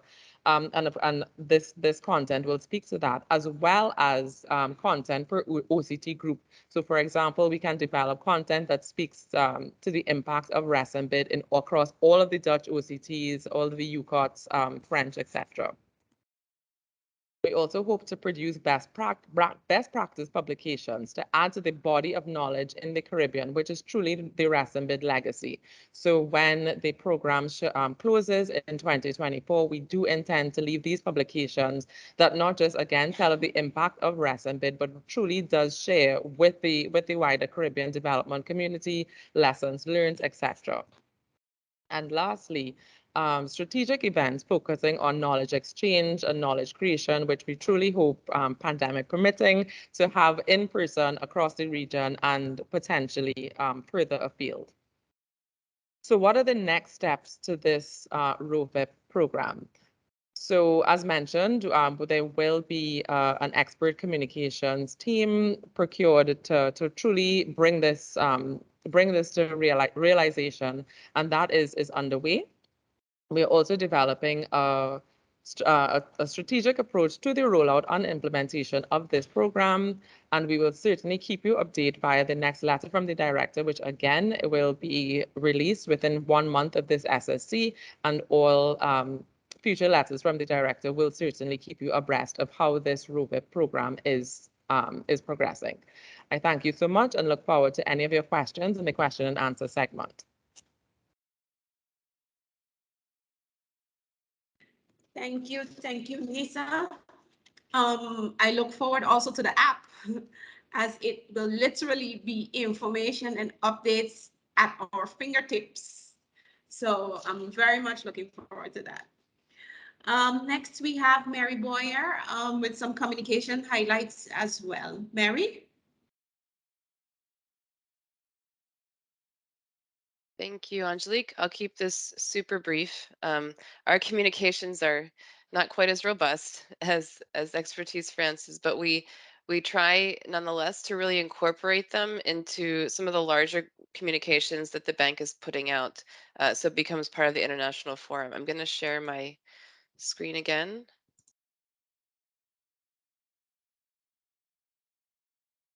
Okay, so I wanted to highlight that probably 5 or 6 months ago now, we published a blog on the World Bank Blogs website. And this was one of the first, I think, the first time that overseas territories were featured in a World Bank blog, other than the impacts on St. Martin after the hurricane season. So I think I wanted to share this example as kind of a case study that to publish these kinds of blogs at almost every level of approval I need, everyone had came to me and said, I didn't know we worked in OCTs.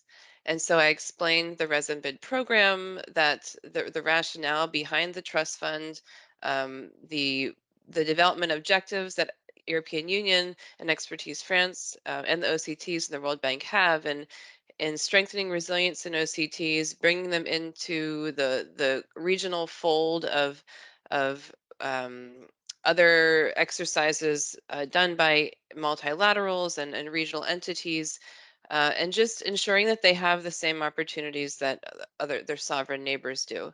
So and they said, oh, that's wonderful. Why haven't we done this earlier?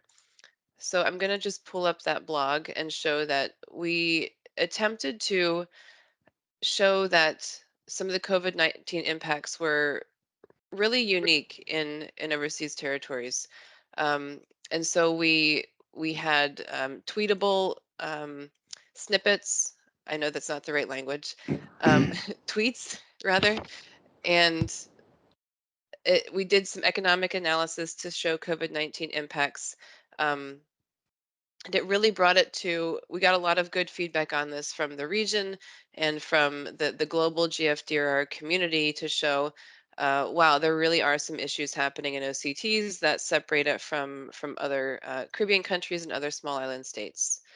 So I wanted to showcase that, and also wanted to showcase the GFDRR website where the RESEMBID OCT work is featured. This gives it, again, an international platform. GFDRR attracts a lot of attention. And this is a place where we've not only highlighted, the background of the trust fund, but also where publications and media are. And we are in the process of publishing the reports that were prepared for the various country activities. And as soon as they're cleared by the World Bank, they will be featured on here as well. So, and throughout the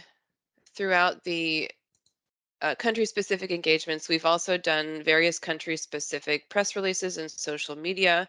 We're about to do one on Tuesday of next week with Anguilla to feature the release of the disaster-related statistics report, as well as a kickoff of the risk-based asset management work. And again, this is a great way for the country-specific work to be featured, and be retweeted by the bank or a press release recovered by the bank to really bring it up to the international audiences. So I think I'll leave it there. Thanks, everyone. I think now we're going to question and answers. So back to Angelique. Yes, indeed. Question and answers. Any questions on the communications and visibility of Nita or Mary? Any questions on the ROVIP program? I see one hand. SK Plantain. Thank you, Angelique. This is more a comment. I'm very much impressed with the plans for communication and for us to be visible. Obviously, there is so much being done, but we need to share it to the public, and when needed, also get their support. So I'm really looking forward, and I think I have to mention this, so you know this has our complete support. Thank you, Angela. Great. Thank you, SK. Next, we have Ms. Marshall Watson-Hilton, our senior meal and reporting specialist, who will present program monitoring, evaluation, accountability, and learning the meal. Marsha? Angelique, good morning to our focal points, partners, and colleagues. I'm very pleased to share with you information on the system that we are currently developing for monitoring, evaluation, accountability, and learning, and how it will benefit you. My presentation, can we go to the slides, please? Our presentation will focus on 3 key areas. Thank you. 1, why is meal necessary? 2, what difference will the RESEMBID meal make to the OCTs? And I will conclude with the specific meal outputs that we will be producing and sharing with you. We contend that meal is necessary, it is important, and it matters. Firstly, it is an integral part of official development assistance. Donors and the funding agencies, the EU in particular, needs to know if the development assistance they provide to countries has been worthwhile. MEAL helps to address this information need by addressing questions such as whether the development assistance has met the needs of the beneficiary country, whether it has yielded the intended results, whether the resources have been used efficiently to produce the desired results, whether benefits will be sustained once the development assistance ends, and whether the program has had an impact. Secondly, for RESEMBID, and in particular Expertise France, there is a need to continuously measure program performance to help determine whether we are doing things right during implementation, and the need to also periodically evaluate what has been achieved, what has worked, and what lessons have been learned. Thirdly, we monitor and evaluate so that we can be accountable to all our key stakeholders, including you, for program results, including the difference that the program is making in the OCTs, as well as how funds are being used. The results of monitoring and evaluation facilitate learning, helping us to implement better, achieve the objectives of our projects, and by and large the program. It helps us to design better projects and program, or replicate and scale up what has worked in the OCTs as well as in the region. Finally, MEAL feeds communications and visibility. Through deliberate integration with this prong, which is a vehicle for humanizing the results of MEAL, we are able to transform the results of MEAL into engaging and impactful communication pieces on the efforts of the OCTs to address their development challenges under the 3 RESEMBID thematic areas, as well as the difference the program is making in these countries and territories. So we assert on the next slide that MEAL will make a difference to you in several ways. Firstly, MEAL, in conjunction with communications and visibility, will bring visibility to the national aspirations and efforts of the OCTs to address their development challenges. Secondly, it will also address the question of what progress is being made towards the objectives of the OCTs and how the OCT projects, whether national or regional, are performing. So it will highlight the results of these funded projects.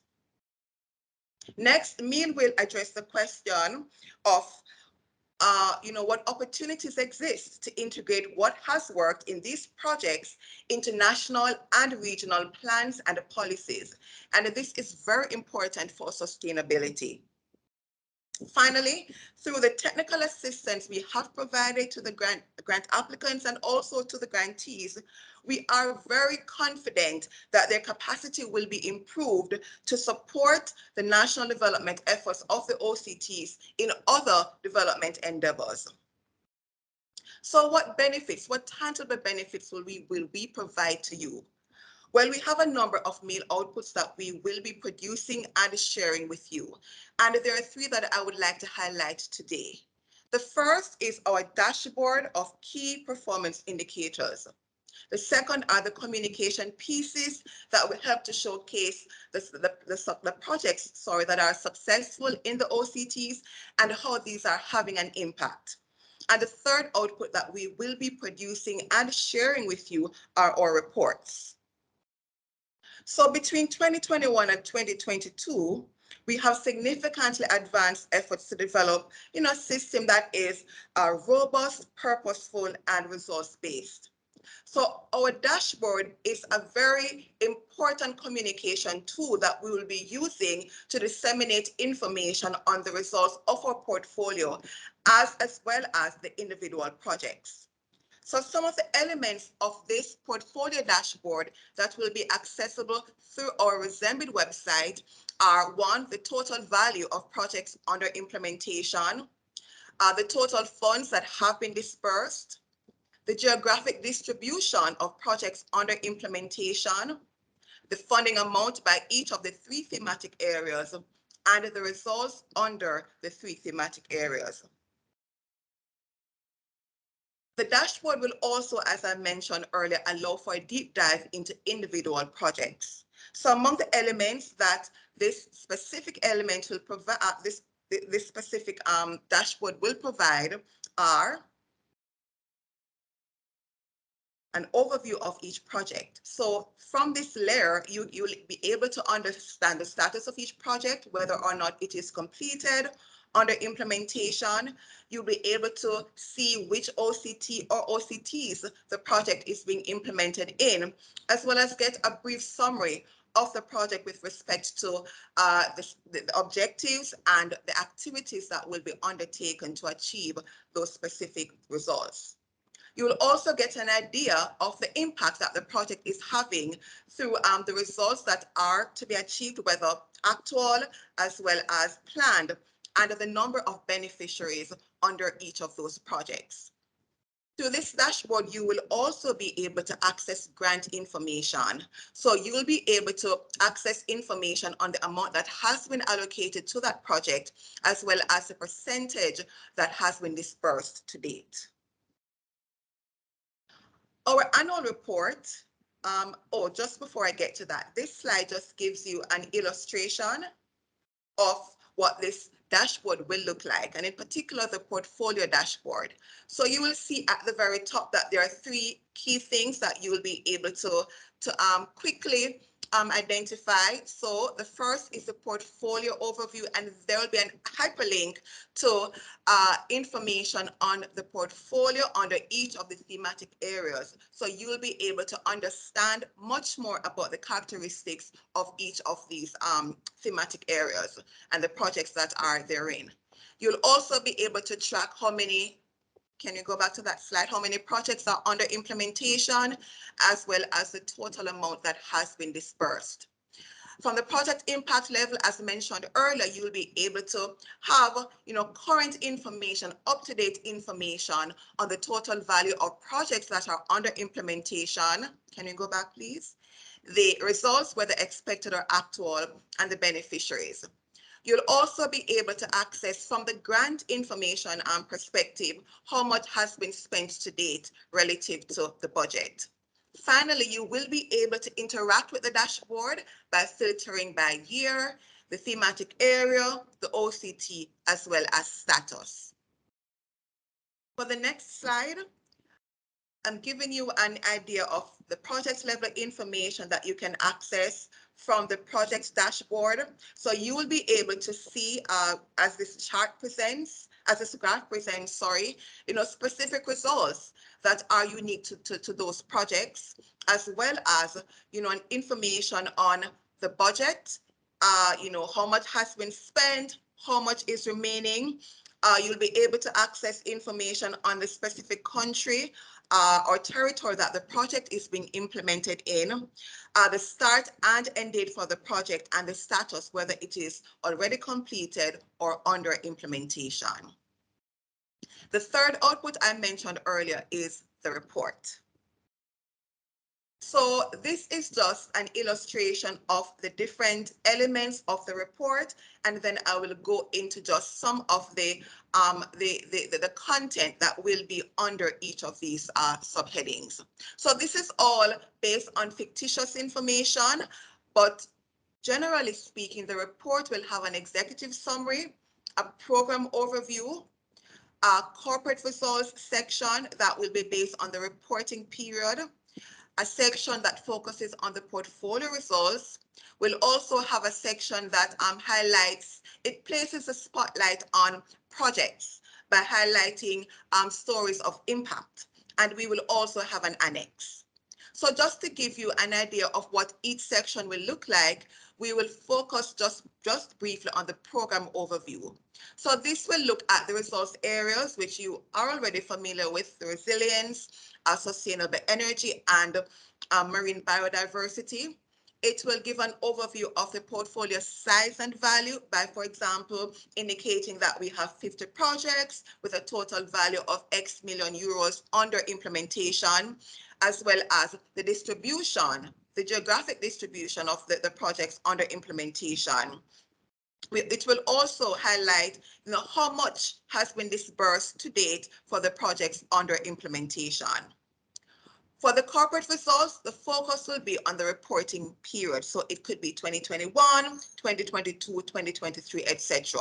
But among the highlights that this section will be providing information on are the number of new projects under implementation. So in this case, just hypothetically speaking, we have 27 new projects under implementation.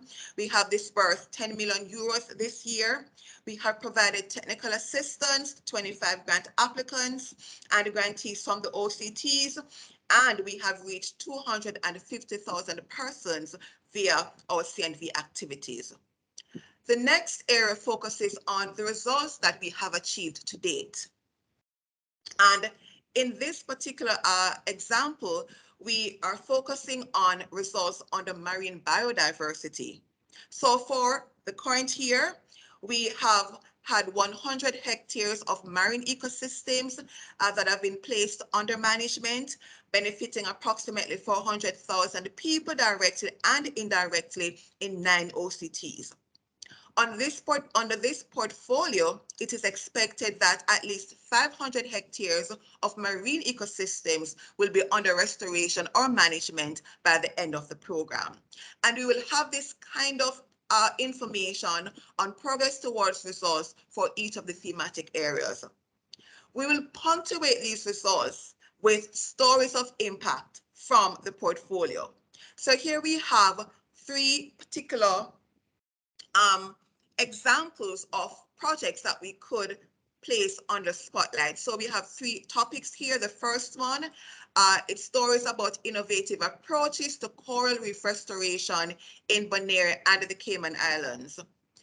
Another story that we could also highlight is how the Turks and Caicos Islands are adapting renewable energy solutions to advance progress towards the energy diversification and energy transition within that country. And finally, building resilient education systems in Montserrat and the Cayman Islands could be another important story that we use to just highlight how the OCTs are addressing their developmental challenges, and also what difference the program is making vis-a-vis these specific projects. So where are we today, and how soon do we expect to have all of these outputs accessible to you? Well, certainly by December 31, 2022, we expect to have a fully functional meal system in place. What does this mean? Well, we expect to have our dashboard of KPIs available to our key stakeholders for them to access all of this information that I mentioned. We also expect to have our monitoring and evaluation system TOLA data commissioned and launched. We also expect to be disseminating our communication pieces. We also expect to have our reports, our first annual report available thereafter, so that you can access information, that I just shared earlier.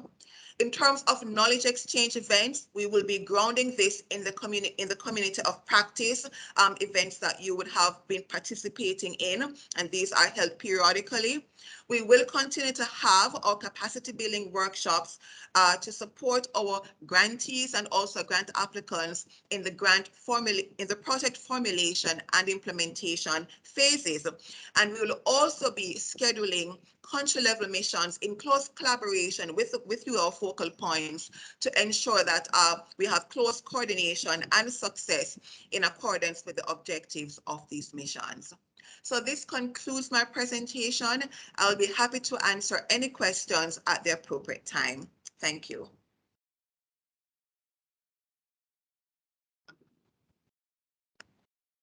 Thank you, Marcia. We now go back to Mary Boyer of the GFDRR, who will give us also an update on upcoming learning knowledge exchange event with CRIF. I saw Mr. Anthony was logged in just now as well. Yes, Thanks, I Angelique. see he's still there. So yes, Mary, you can proceed. Great, Hi, Anthony. thank you. Okay, I'm going to share my screen one more time.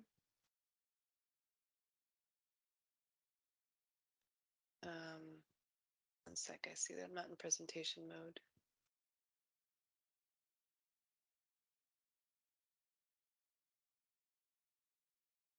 Okay.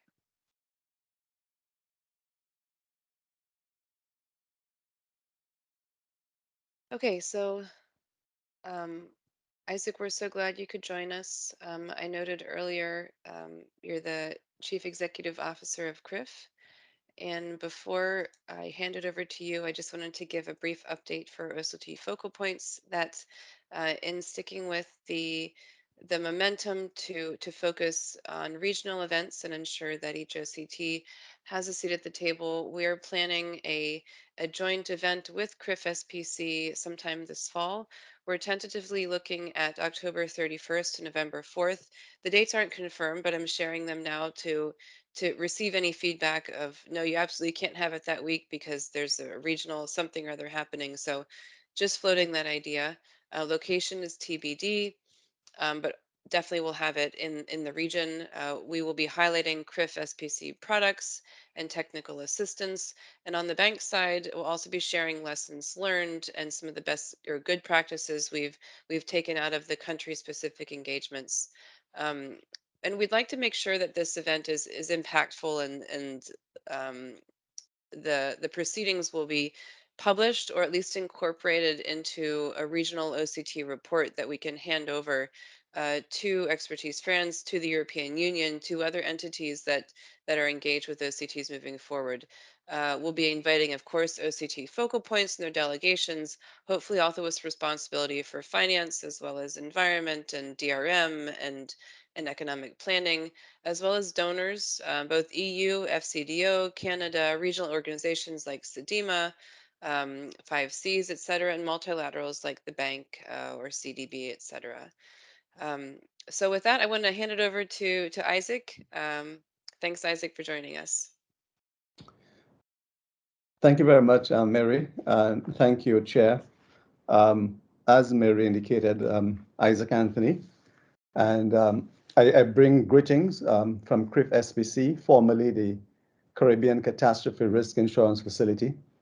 I'm really pleased to have been invited to make some brief remarks at this very important meeting of the Strategic Steering Committee on RESEMBID.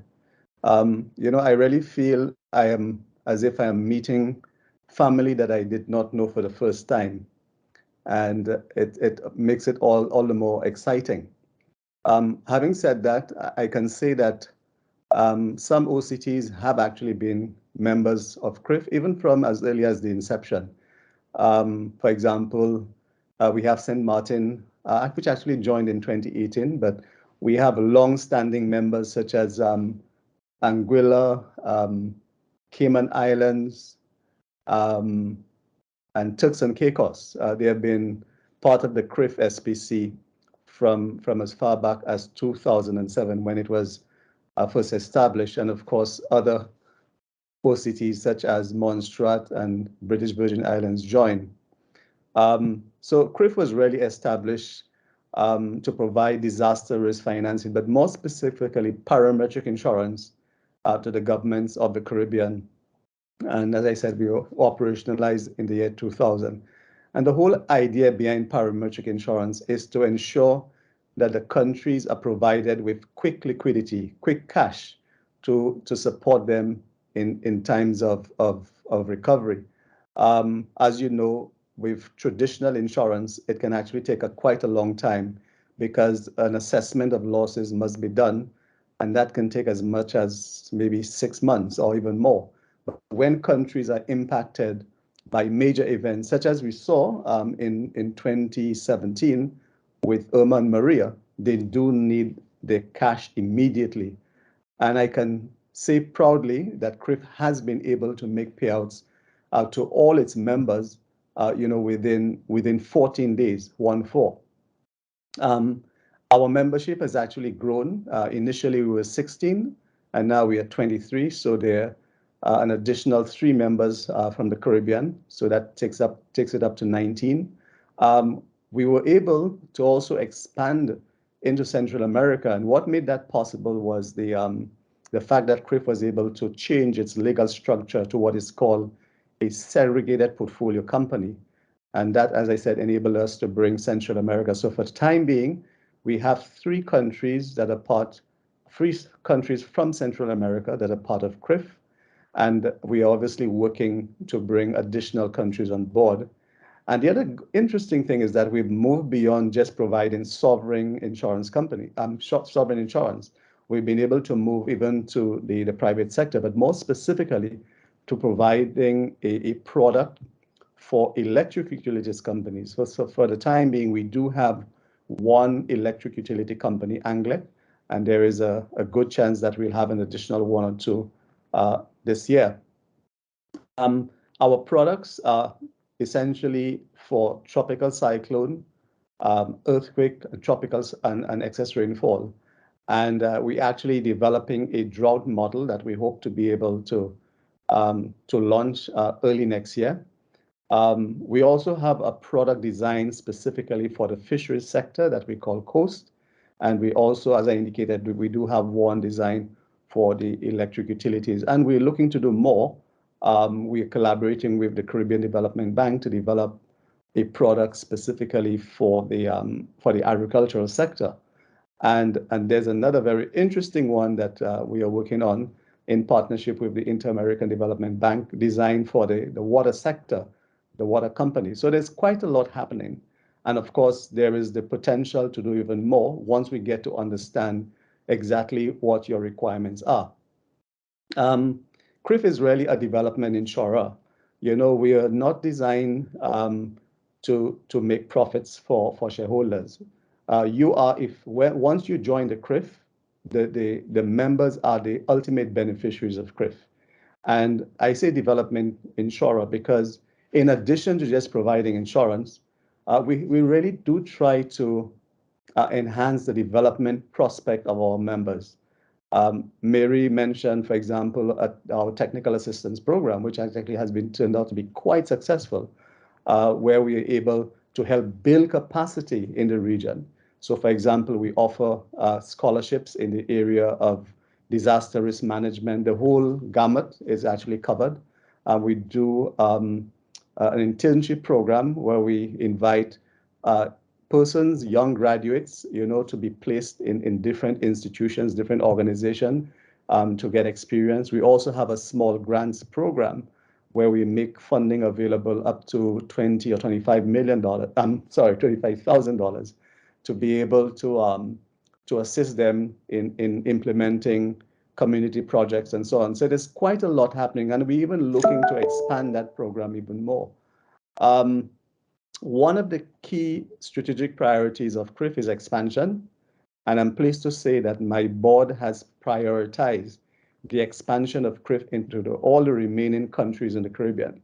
So all countries in the Caribbean, in the wider Caribbean that are not yet part of CRIF, we're aiming to have those on board. For example, the Dutch islands and so on. I mean, we're certainly looking forward to having them part of CRIF. We really do look forward to engaging with you as you look to find solution to your disaster risk financing needs. I note the presence of donors, the EU, European Union, which has been a great partner, as well as the France expertise. I will tell you, the role of the donors has been very, very important to CRIF.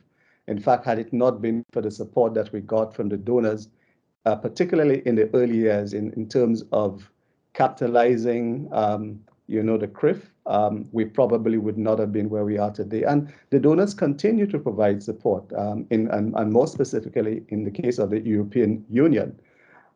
So we certainly continue to working with them as key partners for the success of this disaster risk financing initiative. And of course, not to forget the World Bank. I mean, the World Bank was the organization that the Caribbean countries called upon in the year 2004 following the devastating hurricane event called Hurricane Ivan. And the World Bank was the one that was able to provide the technical assistance of the technical leadership, which led to the creation of what became known as the Caribbean Catastrophe Risk Insurance Facility. So we really do look forward to engaging with you and the World Bank in organizing this upcoming event that Mary spoke about, and look forward to meeting most of you, if not all of you. This event is going to be very, very important in certainly giving CRIF a first-hand opportunity to understand the landscape, understand exactly what it is you need and how potentially we might be able to help. And likewise, it will be an opportunity for you to get to really understand CRIF and how it can support you in your disaster risk financing goals. So I would like to end on that note, and again, thank you for the invitation.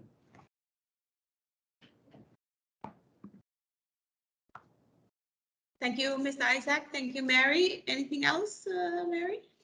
No, that's all. I was just going to say thank you, Isaac, and back to you, Angelique. Great. All right. So any questions pertaining to the meal or anything at CRIF?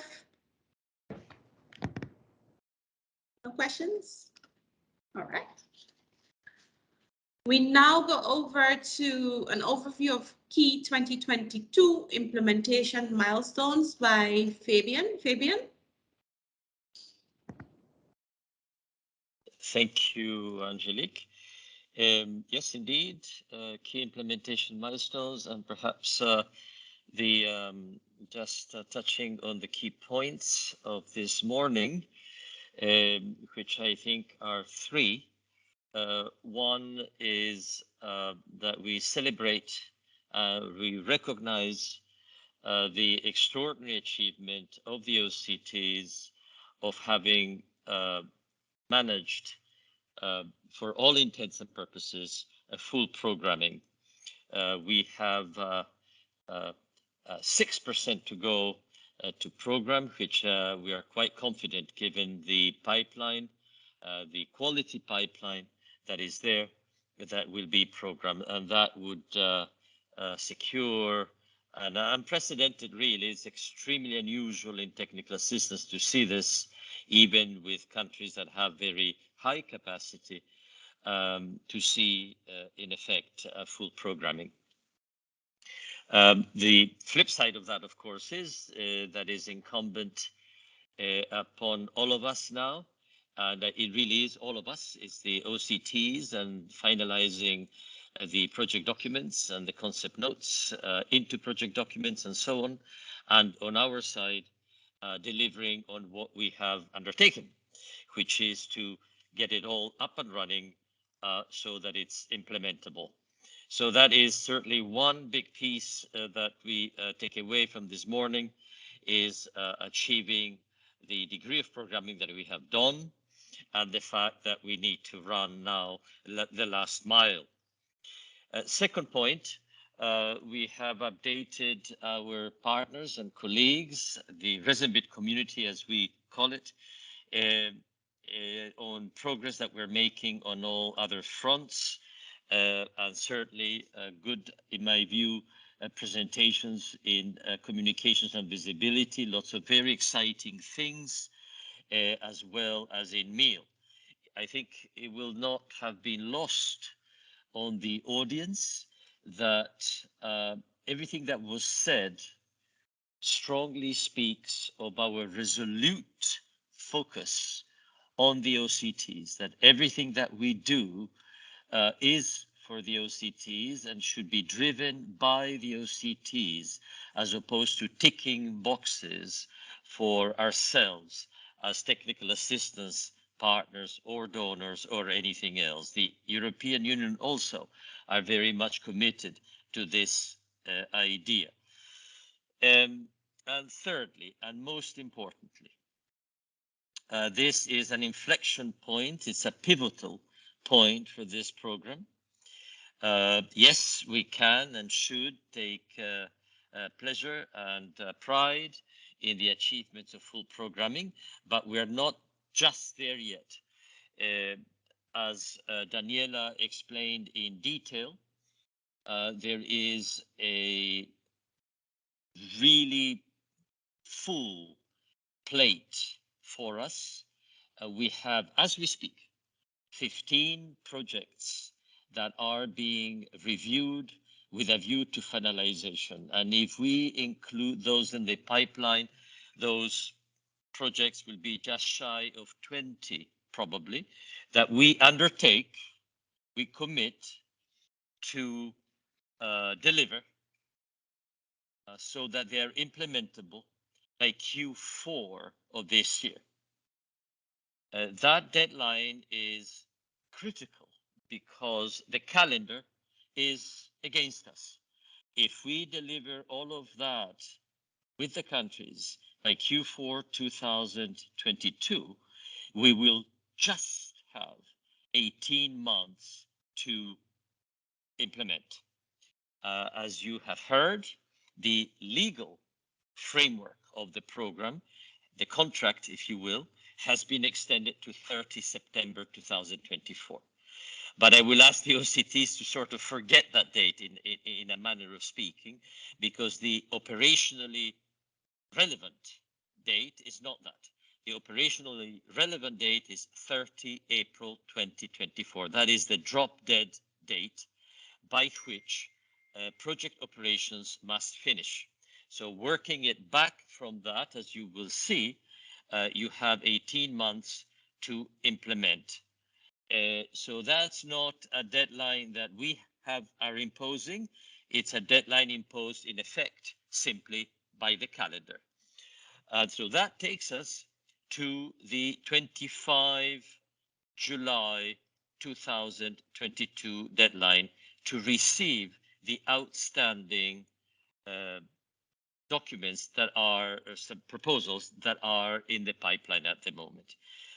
The program managers, of course, work very tightly, very closely with the OCTs and specifically with the implementing partners to be, with the proposing partners, and they will, as always, pull all the stops to make sure that it happens but we really have to make it a powerful push to make sure that if everything is in by the end of July, then we undertake to, on our side, pull all the stops so that these nearly 20 projects will be ready for implementation by Q4 2022. Are there any questions on that? Because that's obviously very critical.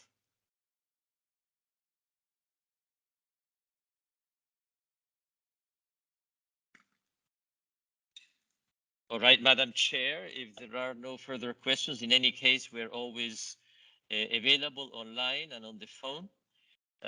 If there are no further questions, I give the floor back to you. Thank you.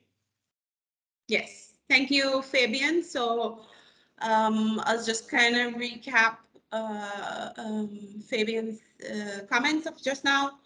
The calendar indeed is not on our side. It is our guide. The implementation period is short. So the deadline for submission is July 23rd, 2022. So all concept notes must be transformed to project documents and submitted because the remaining time is quite short for the implementation period. Although we've gotten the no cost extension, we have 18 months left on the implementation period. So July 23rd, 2022. Any questions pertaining to such? 25, Monday 25.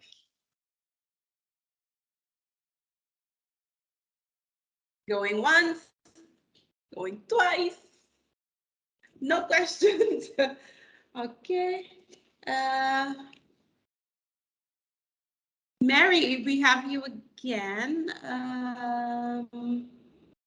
for implementation priorities under the projects for the GFDRR.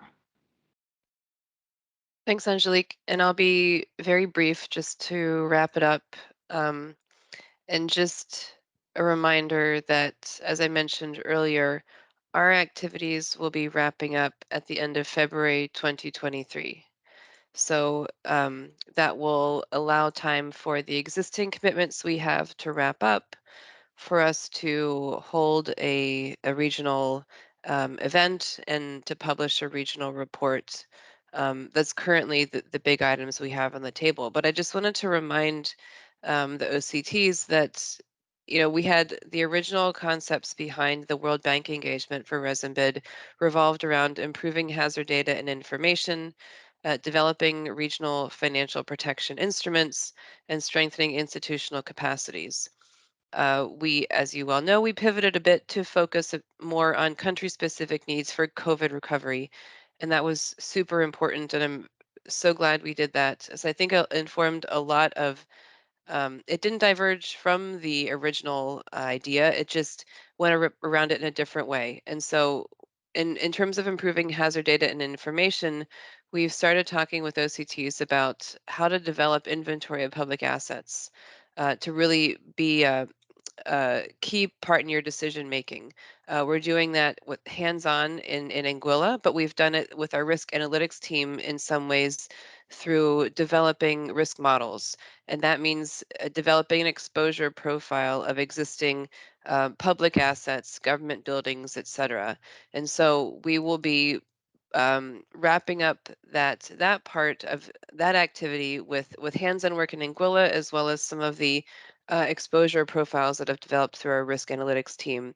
That also translates or transitions into better data management for buildings and public assets and roads. And something that we've seen as a big desire by a lot of OCTs was how to model and estimate economic impacts of hazards and shocks for decision making. We've touched on that in a lot of our country-specific engagements, and we've hired a consultant to develop a regional model, or a model that can be used in country-specific ways throughout the region. It's easily customizable, et cetera, as a way to hopefully provide a tool for estimating economic impacts of shocks to support decision making. So, and on developing regional instruments, this is specifically why CRIF is involved. CRIF wants to hear more from the OCTs to understand how they can be better served by the kinds of products that CRIF has and could develop. We've talked about for a while a need for a quick dispersing facility. And this is something that the bank has been progressing on at a global scale. And I've been working to ensure that OCTs and non-OCTs are part of this type of facility. And so that's been happening behind the scenes, but I've been able to use lessons learned and some of the data on economic impacts in OCTs, et cetera, to inform development and inclusion in this type of facility. We also talked about the need, well, a potential need for involving the private sector, reinsurance industry in developing some products that either might not be offered by CRIF or can serve countries in a different way than CRIF can. And not to be in competition with CRIF, but it's always good to involve the private sector. And I wanted to raise this specifically as we are developing the agenda for our regional event. I really want to hear from you, the OCTs, as to what you think we need to include in this regional event. I'll be probably submitting a draft agenda sometime in the next few months. And if you see something that it's missing, if you see, I want Swiss Re to be involved, I want the 5Cs to be involved, or I want, somebody to be involved and to have a session, let me know. And this is a time for us to bring together lots of partners to support knowledge transfer to OCTs. And I'll stop there. Thanks, everyone. Thank you. Thank you, Mary. All right. So we are at the end of our agenda for today. I'll just Angelique, there's a hand up from the start. There's a hand up, Angelique. Yeah, Dunya, I see your hand is up indeed. Question, comments? Yes, of course, Angelique. I have one sort of, it is a more general question, listening to how the program is evolving. And it's something that we experience on a global level, but also specifically in the Caribbean. And that is, because of COVID, because of inflation, there's a lot of cost increases that we are experiencing. Now, the RESEMBID program is mainly technical assistance, not so much geared towards investments. So, but I do think there is still a potential risk that some of the projects can experience some kind of cost overrun because of this phenomena. And that's just something that I wanted to flag to add to the discussion. Great. Noted. Indeed, because of several worldwide outside of the Caribbean situations, inflation remains a concern. That's why I'm also happy to have heard of projects in the agricultural area, food security. So that's something to build sustainability. I believe Mary mentioned something similar as well with Curacao through the World Bank, if I'm not mistaken. All right, so just to recap for the day, we had highlights of the various areas from Edward, resilience, Andrea, marine biodiversity, Nayeka, I hope I'm saying that correct as well, on sustainable energy, renewable energy. We would like to thank Leila for the no-cost extension that has been granted by the EU. To date, 15 million has been disbursed euros from spring 2021 for projects under implementation. However, we need to continue advancing at a steady pace, as mentioned by Secretary General Plantain, because as we've heard from Fabian, July 3rd, July 23rd, 2022, we must ensure that project documents are concept notes are transitions to project documents for submission, for approval, final approval for the grants, so that we can get fully into the implementation phase of the remaining projects on the table. Implementation phase left is 18 months, to which we don't have the full 18 months. So we need to be cognizant of the calendar. Time is not on our side as we have a lot to do. We've heard of the meal program, monitoring, evaluation, accountability, and learning, as well as the app to come, where we will have information at our fingertips. The communication plan looks good as well. And we've seen the key milestones presented by Fabian. We've also seen the CRIF facility and look forward, Mary, to the upcoming sessions that will be held. So we will look out for your communication on other possibilities to be presented at that time. It was also a pleasure having Mr. Anthony of the CRIF present here today as well. And I will give one more round of questions, comments, if anyone has any. Now is the time. Leila, go ahead. Yes, thank you very much. First of all, I would really like to thank everybody for the presentations. They were very interesting, very insightful, very informative. So I hope also for the other participants as well, that we have now gathered all the information about the two programs. We have a full stock taking of what has happened and also what is lying ahead. I noticed that there were not a lot of comments, well, no comments or questions actually from the floor. Maybe it's also the format.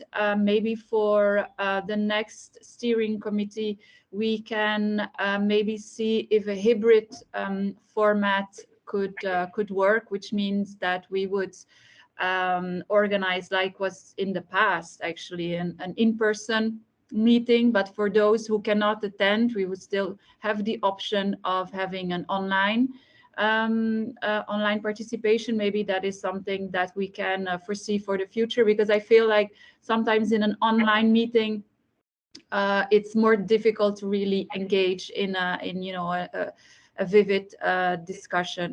So that is something that doesn't need to be answered today, but we still have a year ahead for the next steering committee, so we can see what is best, also depending on what is the situation of the world in a year's time. But thank you very much for everybody for the presentation. And just a question as a follow-up, can we receive the presentations by email? Because I think that would also be very interesting to have it at hand. Thank you very much. Yes, thank you, Leila. Noted.